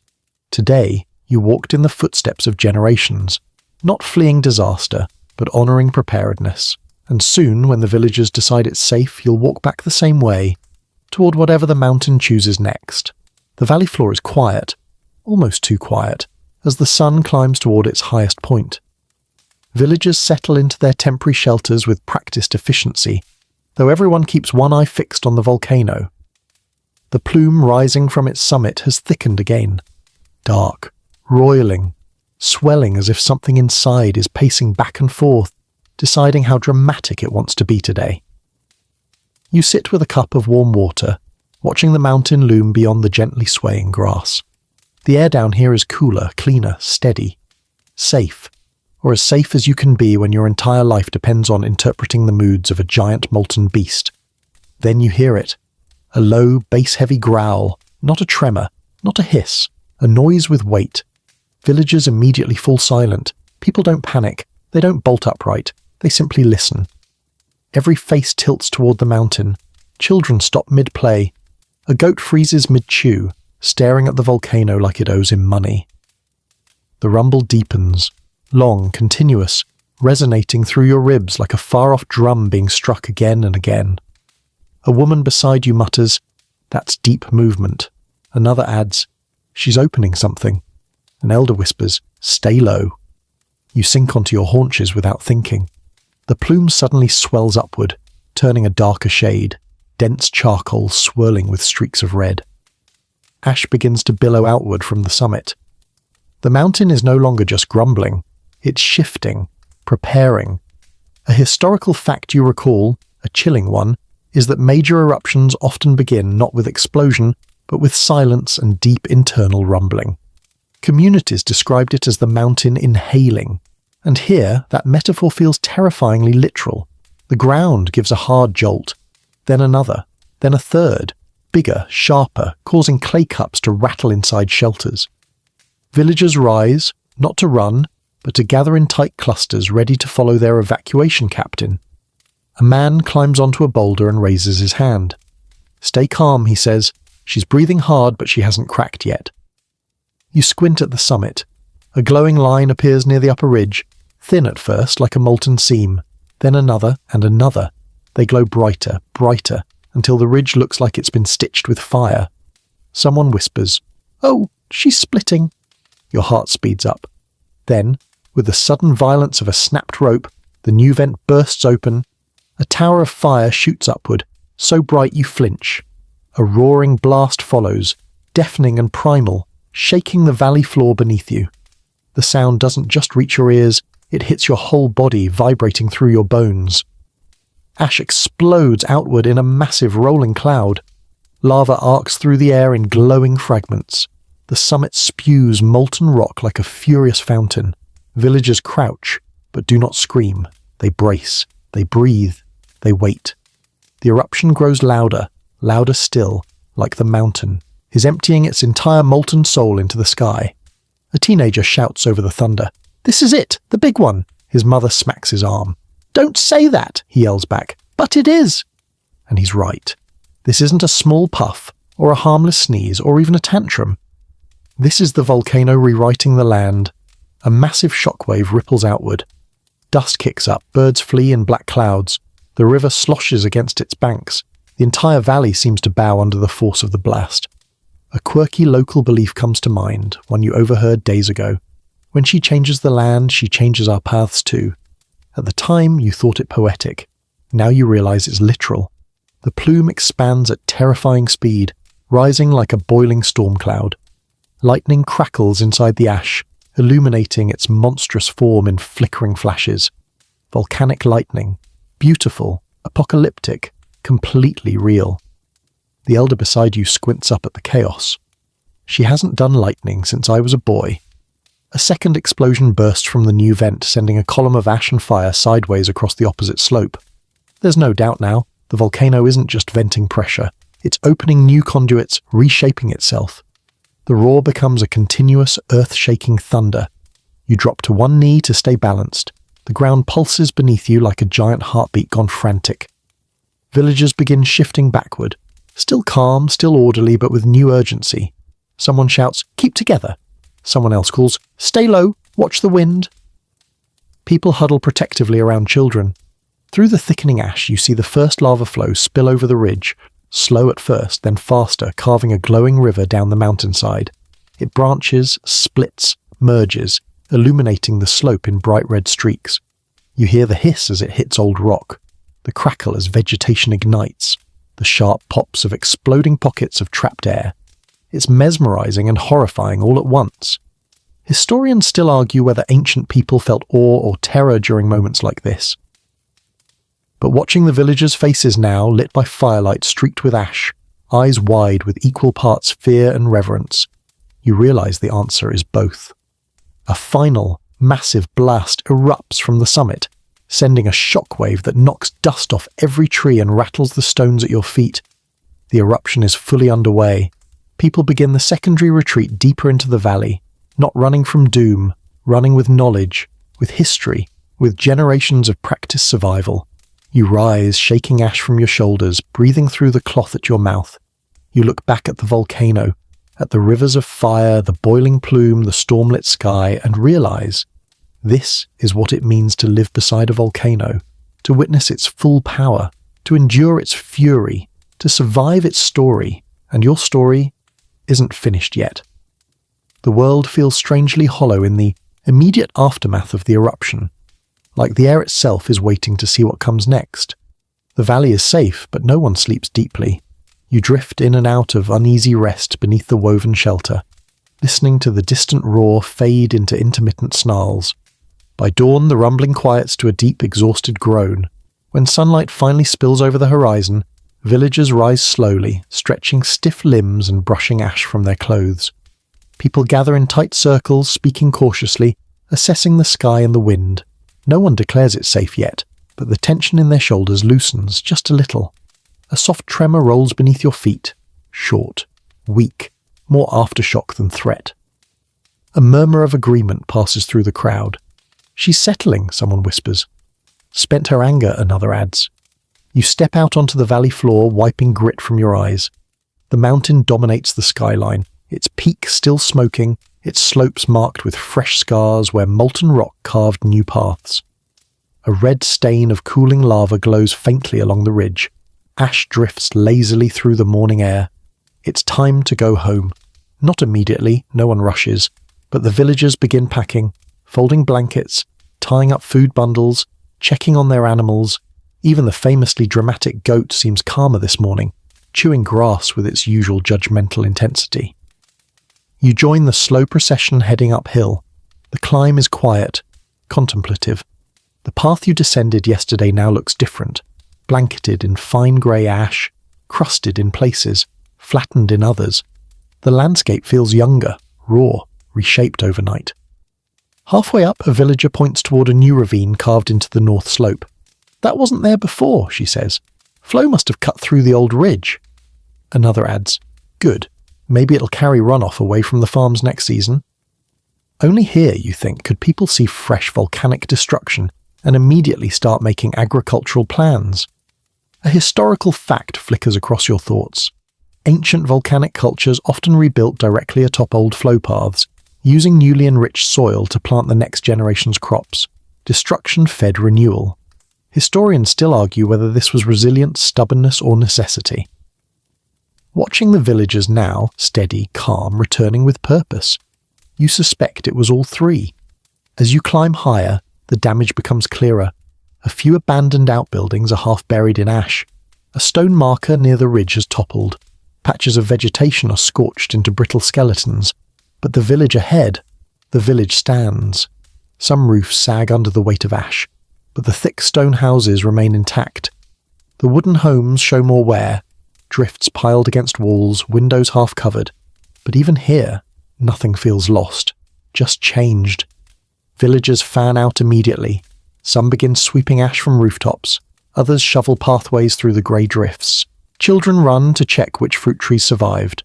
Elders head straight to the wells, checking water clarity with practiced eyes. You help clear a path leading toward the central square. Each shovel stroke sends puffs of dust into the air. Your muscles burn, but the work feels grounding, an act of reclaiming the space, reshaping it with your own hands. A woman beside you sighs with relief. Not as bad as 3 eruptions ago, she says casually. You raise an eyebrow. 3 eruptions ago? She nods. Oh, that one flattened all the gardens. We rebuilt. This is nothing. Nothing. The entire landscape just rearranged itself and she calls it nothing. You smile despite yourself. This place changes you. As the morning warms, villagers gather at the ridge to inspect the new lava paths. You join them, standing in silence as steam rises from the cooling flows. They stretch down the slope like glowing rivers turned to stone. Jagged, cracked, still exhaling heat. A boy points excitedly. Look, a new vent. His father ruffles his hair. We'll mark it later. Maybe it'll make good stone in a few years. A quirky local belief emerges in the conversation around you. New vents are considered the mountain's doors, openings to let out pressure and bring in renewal. People debate whether to honour the new vent with a carved stone or to leave it alone until it proves its temperament. Meanwhile, the elders feel the air, taste it, smell it, assess it with the precision of scientists using nothing but 50 years of experience. The gases are lighter today, one murmurs. Heat's dropping, another confirms. Wind's shifting away from the village, good sign. Someone smiles, someone else laughs softly. A collective exhale ripples through the group. By midday, life begins weaving itself back together. Fires are lit to warm water. Food is shared. Children chase each other through the ash, footprints trailing behind them in looping, joyous patterns. A man sits beside you on a stone wall, brushing ash from his boots. She made her point, he says, nodding toward the volcano. She always does, and we listen, and we stay. You look around, at the villagers working, laughing, rebuilding without hesitation, at the mountain towering above, majestic and unpredictable, at the world reshaped overnight and already being folded back into daily life like nothing unusual happened.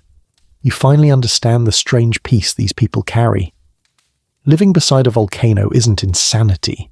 It's a relationship, a dialogue, a balance between fear and belonging, danger and home. As the sun begins to set, casting warm light across the ash-dusted rooftops, the mountain's plume softens to a gentle white curl, a promise, for tonight at least, of quiet. You step back into your freshly swept doorway, feeling the ground beneath you hum with familiar warmth. You survived the eruption. You returned with the villagers. You helped shape the land shaped by fire, and now, as night approaches, you feel something unexpected. You belong here, in this strange, beautiful, dangerous place where life and lava intertwine. The village grows still as evening settles, the last of the ash drifting lazily through fading sunlight. The volcano's glow softens, dimming from fierce molten orange to a quiet ember of red, more a pulse now than a flame. The day's work slows. Voices soften. Footsteps grow fewer. Even the restless goats seem subdued, curling into the warm dust with sleepy sighs. You sit at the doorway of your shelter, watching the shadows stretch long and gentle across the ground. The air carries that familiar mineral warmth, but tonight it feels softer, less like warning, more like a whispered reminder that the earth is still turning beneath you. The villagers speak quietly nearby, laughter coming in low, warm waves. Pots clink softly as someone prepares a simple meal. A child hums a tune barely above a whisper. Everything around you drifts into a slower rhythm, as though the entire village is exhaling together after holding its breath for far too long. You breathe in with them, slow, deep, steady. The volcano hums faintly. No threat, no tension, just that steady tone you've come to know. A lullaby in stone and heat. You let the sound melt into the background, let your shoulders sink, let the day loosen its grip. The sky above shifts into indigo, stars blinking awake one by one. Their light reflects in tiny glimmers across the ash-coated rooftops, turning the whole village into a soft constellation of its own. Your eyelids grow heavy. The warmth under you feels safe. The air feels calm, and everything, every sound, every flicker, every breath, fades into a gentle, steady quiet. You made it through fire. You came home, and now it's time to rest.